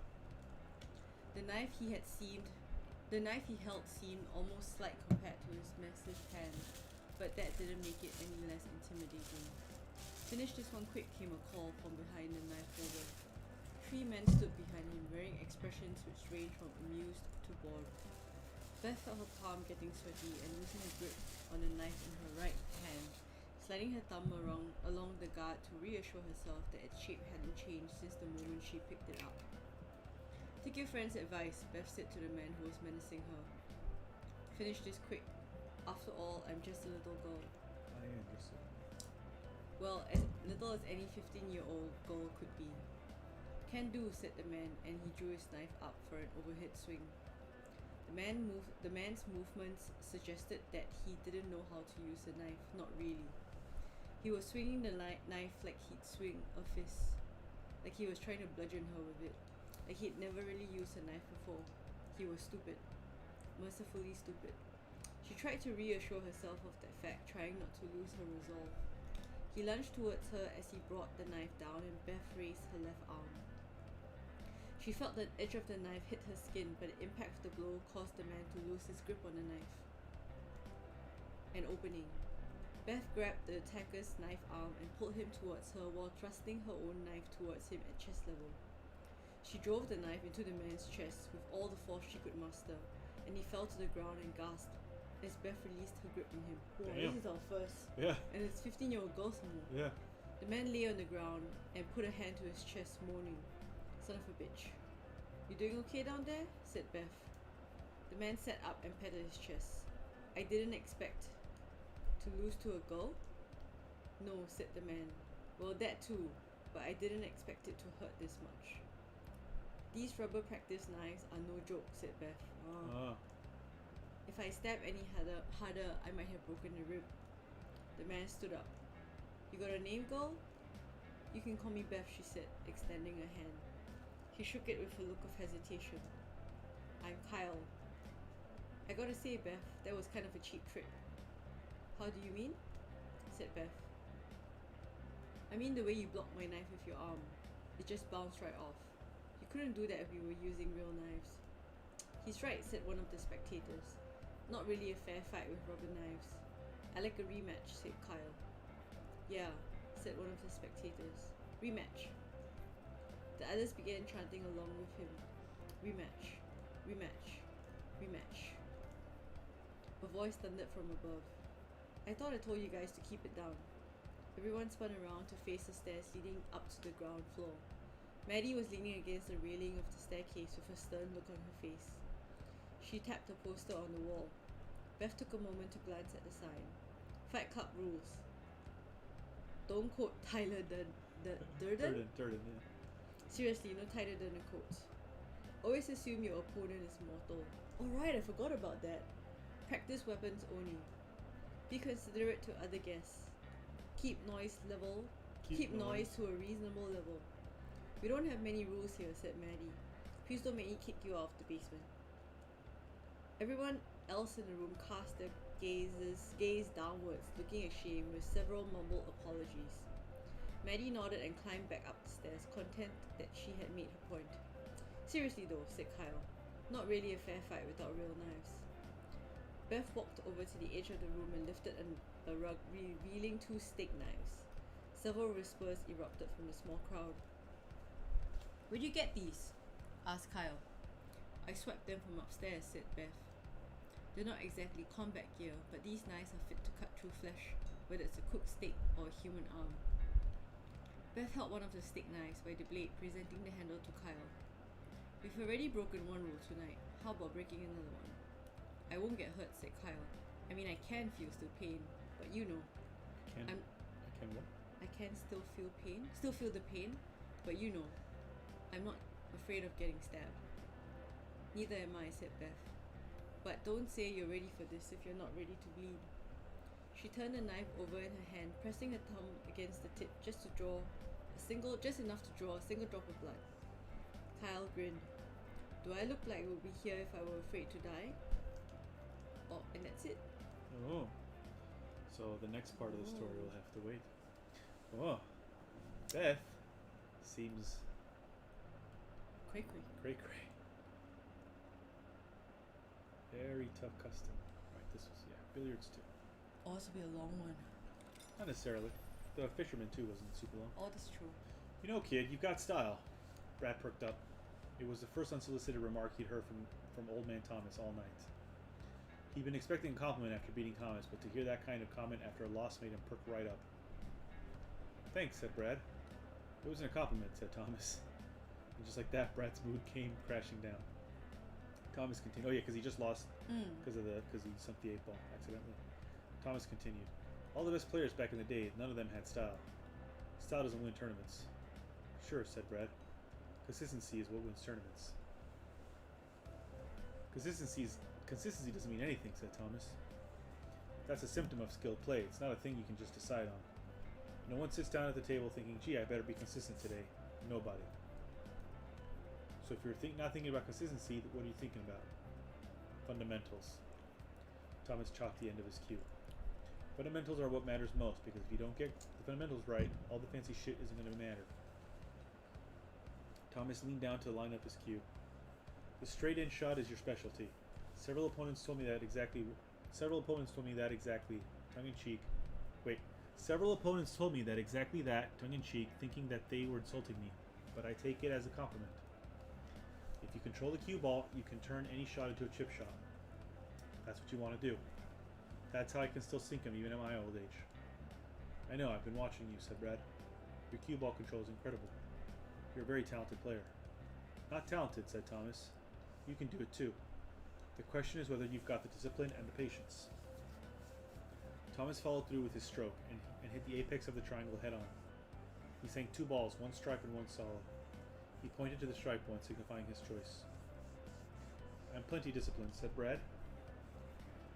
When I was in high school, I'd come out every day after school and put in at least 4 hours of practice. Sometimes I'd come in after dinner to squeeze in a few hours more. Then on weekends I'd come and spend all day up here. Of course you did, said Thomas. All the pros have. Anyone can put in time. At a certain point, what matters can't be the number of hours you put in, because everyone puts in the time. What matters is how you use that time. And it seems like you spent a lot of time practicing trick shots. Thomas lined up and made several practice strokes.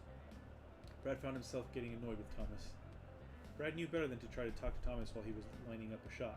That was bad etiquette and just bad sportsmanship, plain and simple. But it kept him from offering timely retorts to Thomas' statements. It was bad sportsmanship, Brad decided, to talk at an opponent in a situation where etiquette forbade him from responding.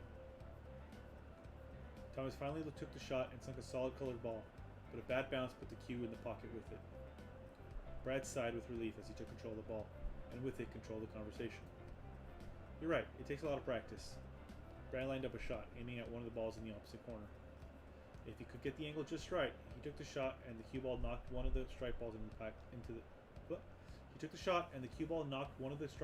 the back left pocket, before ricocheting and hitting another ball into the back right pocket, a clean double. Brad tapped the table with his cue, as if to emphasize the shot he had just made.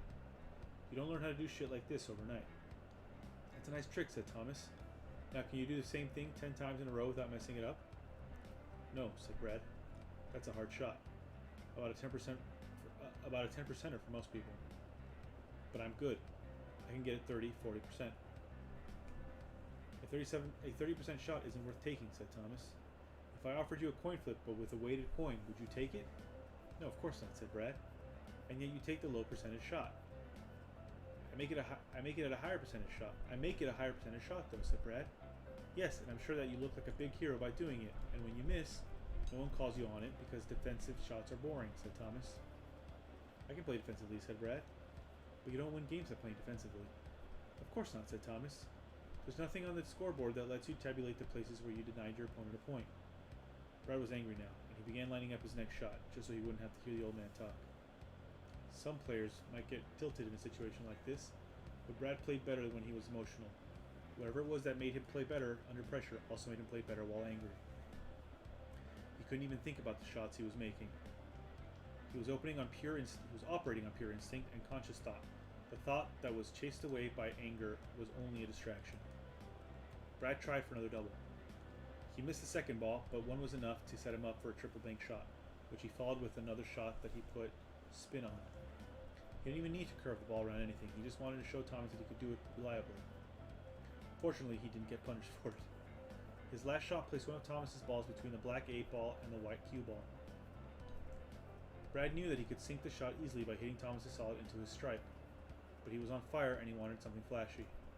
He struck the cue ball's base, driving the leather tip of his stick into the table, and it bounced the ball up and over Thomas's ball, hitting his own and sending it into the pocket. Brad turned to Thomas with a look of defiance. "Looks like this game is mine, old man." "Yup," said Thomas, taking another sip of his beer. "Is that all you have to say?" "Yup," said Thomas. "How about, oh, you outplayed me?" "Do you need me to tell you that?" said Thomas. "A little acknowledgement would be nice." A moment after he finished saying it, Brad found himself cringing. I'm cringing too. Yeah. He was sounding like a petulant child. He was frustrated and angry and disappointed. But knowing all of that about himself didn't make any of it any less true. Thomas shrugged. "I thought you played to win the game, not for validation." "Oh, give me a break," said Brad. That line coming from a pro, when you compete, play to win, sure, but there's money on the line, and the money goes to the person who gets the W. You play to win the game, you get the money. But I get the feeling you're playing for something else. "What are you talking about?" said Brad. "You play to impress people. That's different from playing to win. That's why you never take the defensive shot." "I just won." "Yup," said Thomas, "but you weren't playing to win. Just because you happen to win doesn't mean you made the right decision." "How the hell does that make any sense?" said Brad. Thomas took a coin out of his pocket. "Here's a hypothetical. Suppose I have a coin. I ask you to call heads or tails on a $1 bet. Now you know that the coin is weighted. It lands on heads 70% of the time. What do you bet on?" "Heads, of course," said Brad. "Now I flip the coin. It comes up tails. Bad luck, Brad. You just lost $1. But did you make the right decision?" "What?" Thomas continues. "If you had called tails, you would have won the bet. Clearly, calling tails is a wrong decision. But sometimes you make the wrong decision and get short-term payoffs. That's why the fact that you won doesn't necessarily mean that you made the right decision. And sometimes these things only reveal themselves after you flip the coin hundreds of times." "I've played hundreds of games," said Brad. "And that's as a pro. Practice games, I play 100 games in a week, easy. Maybe 200 games a week, depending. And how many times have you made the WBC?" "I won the WBC," said Brad. "Right," said Thomas. "That's the thing about calling tails. Sometimes, even if you make the wrong choice, randomness comes up in your favor and you happen to run hot. But in the long run, things don't quite pan out." Brad threw his cue down. "So now you're saying that my wins were all due to luck?" "Not all luck," said Thomas. "Like you said, it takes some skill to take a 10% shot into to make a 10% shot into a 30% shot. A lot of skill, in fact. You've got good hands and a good eye for the ball. But the lust for a cool shot supersedes that. You'd rather fail spectacularly than win through boring play." "Fuck you," said Brad. "You know what? I actually won the WBC. Maybe I did run hot for just 1 year, but at least I have a championship to my name. You made it to the finals 6 times and lost every time. And now your career is done. You're over with. You'll never be a WBC champion, a title which I hold, by the way." "You're right," said Thomas. I don't mean to knock the high variance approach. Maybe that's what you want, to win once and then burn out." "Yeah, that's what I want," said Brad, annoyed to find himself agreeing with Thomas. "What have you done with your life since retirement, old man? Ever done anything wild? I bet I've lived more in one night than you have in your entire life." "I'm happy with the way I spent my life," said Thomas. "No regrets." His eyes softened. "Can you say the same?" The question should have come as a challenge. But there was something in Thomas's eyes as he looked at Brad that made it feel even worse. Thomas's expression wasn't one of antagonism. It was one of pity. Brad knew deep in the pit of his heart that Thomas wasn't doing it to attack him, and that made it sting even worse. Brad started to say something, but found himself choking on a lump in his throat, and as he reached up, he felt wetness on his cheeks. He realized that he was crying.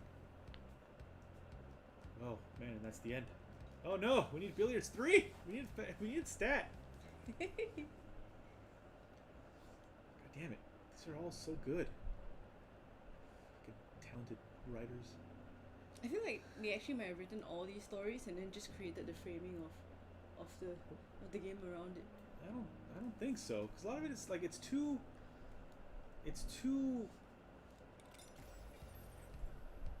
much.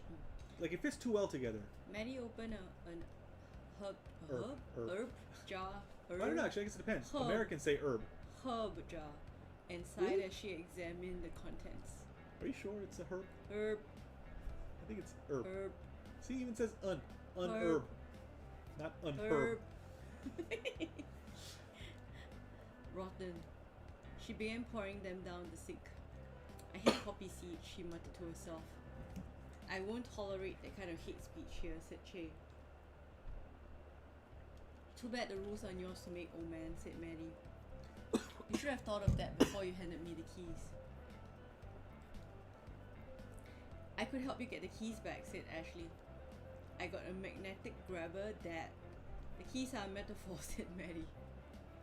They're not some kind of magical talisman that grants ownership over an establishment. But is there a magical talisman that grants ownership over the establishment? Asked Ashley. The thing is very weird sometimes. Yeah, said Maddy. It's called a deed. And this deed entitles me to certain privileges, like such as expressing my hatred for poppy seeds. Billiards 2 was deep. It was deep. Hate is not good for the soul, said Chay. Hatred corrupts the soul. Hey, I'm new here, said Kishan. Yo. But, are you talking literally? Does hatred actually corrupt the soul? No, hatred does not corrupt the soul, said Maddy. Nor will poppy seeds, despite being a distant cousin of the bay leaf. What's a bay leaf? You've seen bay leaves. They're like big and they're in the food sometimes, like in stews. It's used to flavor things. You've seen bay leaves. You may even chewed a bay leaf accidentally once. It's a good thing, said Chay, because Maddy's soul is full of hate. Trust me, I've seen the ultrasound. Once again, as a new guy, I gotta ask, are you talking literally? No, hatred does not show up in the ultrasound, said Maddy. And I assume the thing about bay leaves corrupting your soul is also a metaphor. Oh no, said Maddy. That part was entirely literal. Bay leaves absorb bitterness. Yeah, that's You what always they use remove the bay leaves from something before eating it. Yeah. I don't know what bay leaves are. You've seen them. Bitterness is a figurative bitterness? I was talking literally in the sense that bay leaves absorb figurative bitterness. But yes, they also absorb literal bitterness. Yeah, like in food. That's why you use bay leaves. I'm so confused right now, said Chay. Just don't absorb a bay leaf into your soul and you'll be fine, said Maddy. It's not the kind of thing that happens accidentally. Are you sure? Said Kishan. Because I think I might have accidentally ingested a bay leaf one time. My friend's grandma made this big pot of chili. The soul is not connected to your digestive tract, said Maddy. It's not your gut. So unless you're inhaling your food, it's not going to be a problem. Wait, so the soul is connected to your nose? Yeah. It's like Again. the breath of life is a soul. Again, said Kishan. New guy here. Soul. Respiratory system. That's a thing? Oh yeah, said Maddy. Why do you think people are so into burning herbs? Herbs! And inhaling them? Yeah, herbs. Herbs. is Herbs. Yeah, that's what you... You made me disagree with you. Aluminium! Aluminum. I always assumed that just now how... No. I always assumed that was just how... I don't know exactly how cannabis works. But it's like psychoactive. What? Said Maddy. That's not... No, not that herb. Herb. Like people who burn incense. Huh, said Kishan. That's something new. That's why you always have to watch out for when herbs go bad. Herbs. Said Maddy. Some might accidentally inhale some of them. Yet another reason to hate poppy seeds and their short shelf life. Oh, I don't know that they're called bay leaves. Well, alright. I thought they were called curry leaves. Oh no, that's curry. No, that's leaf. curry leaf. That's a very different leaf. Kishan's eyes narrowed. How long does it take for poppy seeds to go bad? These went bad in a matter of months, said Maddy. A matter of months? Said Kishan. How many months are we talking here? Maybe 30, said Maddy. That's a short? Yeah, Kishan did some counting with her fingers. 30 months is 2.5 years if I'm not mistaken. Chay piped up. You left that jar of poppy seeds for 2.5 years? Maddy nodded. As I said, a number of months. 30 is the number. She's not wrong. Oh my god, it's just like the late 1900s. 30 is an injustice, said Chay. How could you not have touched poppy seeds in all this time? People don't actually like poppy seeds, said Maddy. People just like the muffins they come in. If you gave them the muffin without the poppy seeds, they'll like it even more. Poppy seeds just make everything worse. People love poppy seeds, said Chay. Me, for instance. I have a great love for the humble poppy. Really, said Maddy. Then how is it you've never touched this jar of poppy seeds in the past 30 or so months? It's been sitting on the spice shelf. Chay shrugged. I like lots of things. Evidently, during the past 30 months, I found some things I enjoy more than the humble poppy seed. I'm offended by the idea you would discriminate against such a lowly and unpretentious food item. You like the idea of poppy seeds, said Maddy. You like the idea of an herb that comes in discrete units called seeds, so that you don't have to wonder how much a sprig is. It's something that you can picture as opposed to cumin, that you wouldn't even recognize if I set it on your tongue, or rosemary, which you probably forgot was a spice, and which you couldn't tell from thyme. Time. When you see me disposing of poppy seeds, it pains you because it's something you can conceptualize. If I told you that I hate cumin and had to flush a bunch of it down the sink, would you be bothered by that? Probably not, said Chay. So really it's not I who am discriminating against poppy seed. It is you who is discriminating against non-poppy seed spices. This is the most ridiculous. There is no reason for us to have poppy seeds anywhere in this cafe. People claim they want them, but you can go years without ever serving up a single poppy seed and no one will notice its absence. A woman wearing a loose green sweater walked up to the counter. Were you just talking about poppy seeds? Yes, said Maddy. We're all out. Oh, that's too bad, said the woman. I was hoping you might have a... Don't say muffin, thought Maddy to herself. Don't say anything about poppy seed muffins. A poppy seed muffin, said the woman. My grandmother was really fond of them. Chay grinned as Maddy tried to avoid cringing. The woman in the green sweater swayed. They used to be part of the standard muffin trifecta. Chocolate, blueberry, poppy seed. What the fuck is wrong with people? I've always wondered why cafes stop serving poppy seed muffins. Because they make your drug test positive. That's why. I wonder, said Maddy aloud. It's been so long since I've tasted one, said the woman. Years, I'm guessing, said Maddy. Yeah, it's been years, said the woman. That's it? That's it. This is one of my favorites. Nobody likes poppy seeds. I have to see what a bay leaf is. Ashley's journal 2. I'll read this one. Okay. Battle Royale Robots Power Rankings. Alpha Charlie Echo. Oh, do you know what? I've always thought these were curry leaves. Oh, for Christ's sake. All of the commentators call this robot Ace, probably because it's so good. It seems biased for them not to call one particular robot Ace, but it's obvious how it got this name when it wins all of the time. Just typed in Bay Leaf again.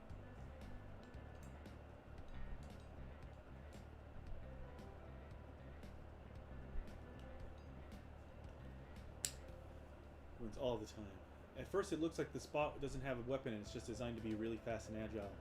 Then you realize that its entire body is a weapon for ramming into unsuspecting people. So the curry leaf and the bay leaf look almost identical. See? No, the curry leaf is smaller than the bay leaf. So the ones it's also a different shape. The ones in my mom's curry might be curry leaf and not bay leaves. You generally do put curry leaves in curry, yes. This would be a great tactic if you got into a fight when you didn't have a weapon. You don't need a flamethrower or a buzzsaw. You just have a 150 kilogram body and can ram it into people really fast. This probably wouldn't work very well for me because I don't weigh 150 kilograms and I'm pretty small. But that isn't a problem since I usually carry things that can be used as weapons. Like I could carry a crowbar, and then if someone tried to attack me, I could take the L end and jam the crowbar under their feet and then pull it up and use it to knock them off balance, even though I'm probably smaller than most people. I'm not sure why it's named Alpha Charlie Echo. I assumed it was a remake or made in the style of a bot called Alpha Charlie, but there aren't any other bots by that name, and the team that made it are all rookies. Also, none of them are named Charlie. Maybe it's named after someone's dad or brother. She doesn't know that Alpha Charlie Echo is, yeah. Their next robot will probably be called Beta Charlie Echo, or maybe Alpha V2 Charlie Echo, or Final 2 Charlie Echo. That's it. Oh, Ashley's so dorks. Was that the last one? That was the last one, right? Or was there something else? I think that was it. What else? Was there something on the side over here? Oh, wait. Oh, yeah. Ooh, hey! Alright, the Fisherman 3! Yes, please.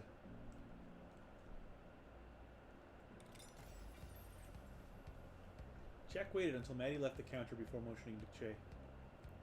Hey, said Chay. Can I get you something? Jack nodded.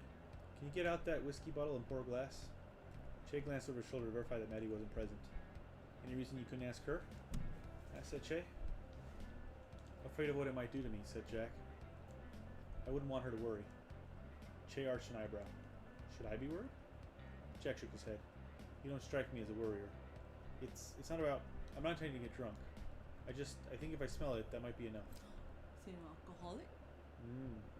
You're going somewhere inside of here, said Chay, tapping the side of his head. Exactly, said Jack. And you, well, I can tell from looking at you, you know what it's like to see a friend die. Chay smiled grimly. Am I that easy to read? No, but now I know it's true, said Jack. Don't count her out, said Chay, referring to Maddy. She's seen more than you can read on her face. Yeah, but Jack hemmed and hawed over his next words. Seeing something is not the same thing as having experienced it. You know what it means to be experienced in losing friends. Chay nodded. It's a feeling that I've grown well acquainted with over the years. I remember the day I found myself preparing for a funeral and not even thinking too hard about what I was doing, almost going on autopilot. Until the moment I realized I've done so many of these, I can mentally check out at doing this, followed by the feeling of nobody's ever supposed to feel like they're getting good at doing funerals, right?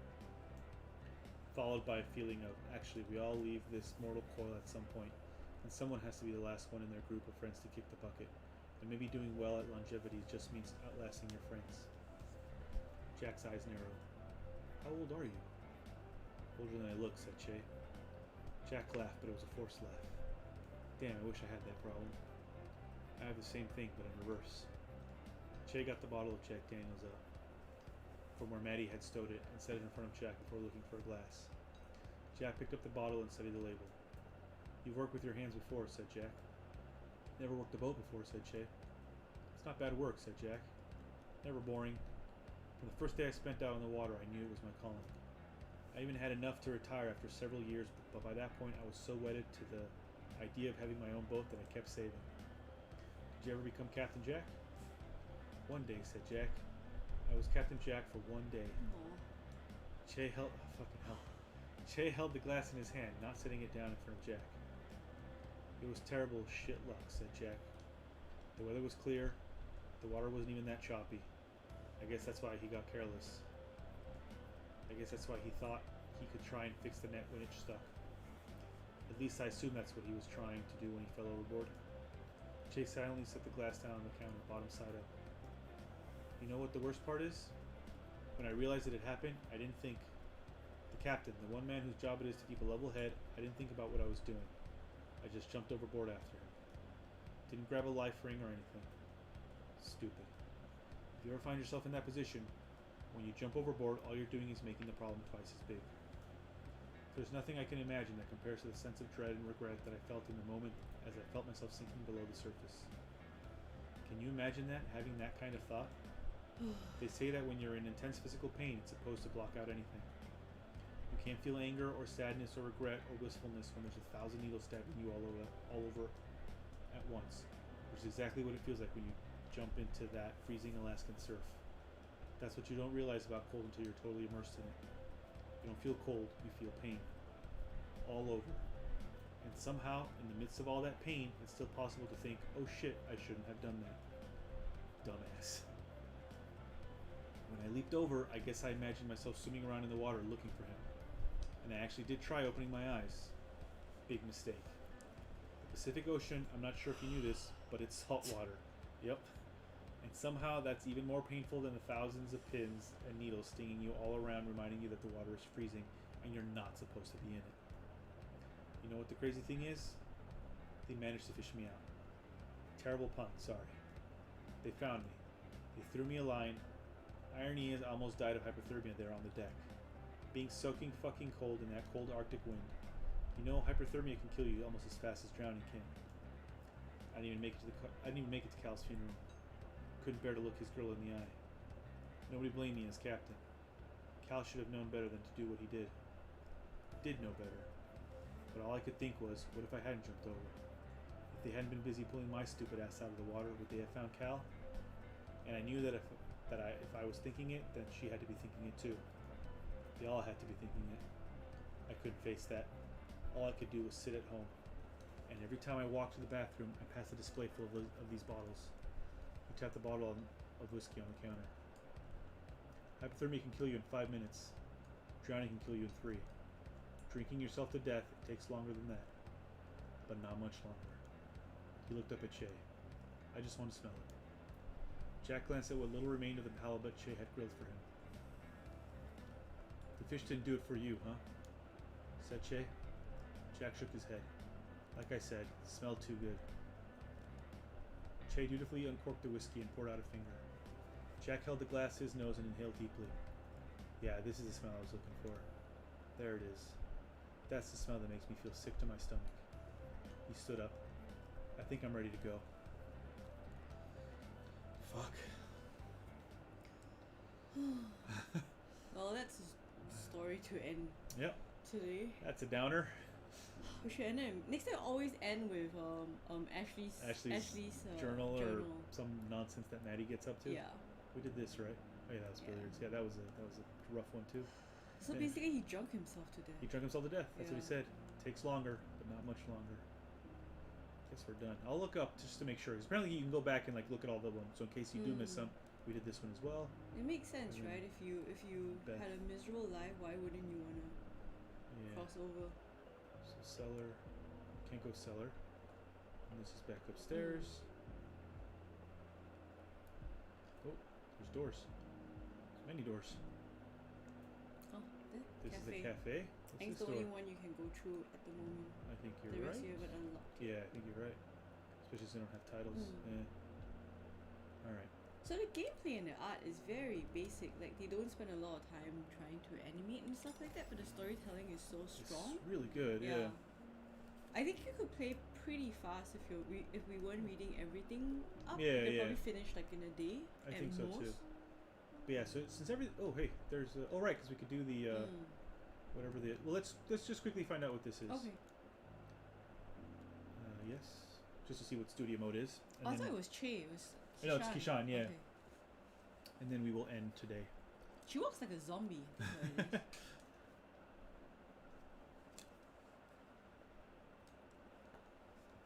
Maybe studio mode is like you get to see things that you've seen already, like movies or whatever. I don't know. Oh no, you get to make a thing. Oh, it's like huh. Oh, it's like one of the programs that allow you to edit videos. Yeah. But we only have one image right now. And no actors. So we need to get more images. Oh. Oh wow, that's so cool. Oh, who are these? We haven't unlocked them yet. They're probably like the rest of the cast. Because that's Maddy, Chay, Ashley, Kishan, I think Ned. that's Winlash. These? The number 12. No, that's one of the Ashlings. The one that. Yeah, I think the name Lovelace. is. It's Lovelace. Oh, is it Lovelace? Yeah. I thought she said she wanted to name it like Badass. No, because they're not like fighting robots. She's just making these little. Yeah. But these 5, I don't know who they are. Yeah. Interesting. The one that looks like she has the school uniform looks like Atsuka from Evangelion. Props. Ooh. Kind of props. So basically you can make a scene. Like you can make like your own photo. I wonder if you can actually go in. Yeah. All right. Well, we will do this some other time. How do I get out now? B. Oh wait. Quit studio mode. There it is. Interesting. I That's wonder cool. what you could use it for. Well, I think what I'm going to use it for is to make more Instagram images. We should put the Ashlings on Instagram. Yeah, our Ashlings. Yes, Yeah, I'll take a photo. I'll take a photo. The stories were so sad too. Yeah, Fisherman was really. I mean, I knew where Fisherman was going. When why would you put me back down No, but here? the storytelling is really good because it slowly unfolds. Yeah. And then there's always like a twist. Yeah. Right. Oh, wrong way. Like the Billets one, right? There was no visuals at all, like Eugene said, right? If Yeah. only there were a better way, but it was so vivid. Yeah, yeah. Like the That's action why- of the shots and everything, you Yeah. could picture it, even though I don't know what it's about. That's And then why- like as he got like in 3 short stories, like the Brad character changed so much Yeah. from idolizing the guy to like outright hating him. And then being sad. Yeah, Yeah. Well, that's why this game is stupid. that's why I hate the writer, because they're too good. So we will save here. I just wanted to take a quick photo of the Ashlings. Ashlings. Yeah. The best looking Ashling is lovely. Because it should start with the Greek chorus, like it usually does. I'll be angry if it doesn't.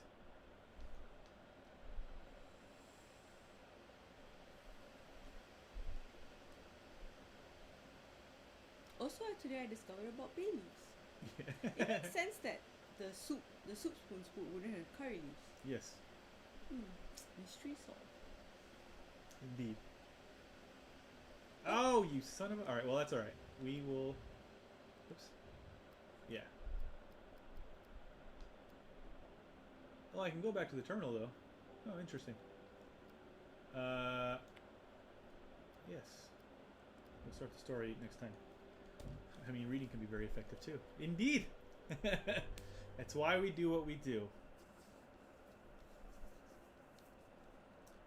I think maybe if I very quickly... Well, we can end now, and then I'll figure this out on my own time. But yes, so thank you very much for joining us today. That was episode 2 of Necrobarista. We will come back to this next Tuesday. Tomorrow is a Dan Plays Through His Backlog, and I'll be playing Greedfall, the first 2 hours of Greedfall, which again is a BioWare-style RPG, but that is also somewhat colonial, and it's like colonial fiction, and I'm not sure how I feel about that yet. And then Thursday, I'll be finishing Ghostbusters. I should be finishing Ghostbusters. Yeah, I'll be finishing Ghostbusters, because I've only got one, unless I'm really terrible in the last mission. I'll be finishing Ghostbusters, the video game, finally.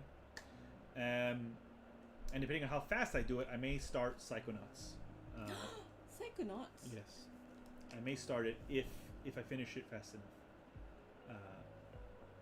And then over the weekend, I will play more Ghost of Tsushima, the director's cut, the Iki Island expansion. And then next Tuesday will be Necrobarista again. So that's what the week looks like. Thank you guys so much for hanging out today. Thank you, Eugene and Joe, and anybody else who was watching. This is a great game. I love it. It's very good. And we will see. Well, I will see you tomorrow, but we together will see you next Tuesday, unless Felicia wants to play Psychonauts. In which case, maybe you'll see her on Thursday. Yeah. Maybe you'll see her on Thursday. All right. Bye-bye. Thanks for like, subscribe, do those things, hit the bell, comment.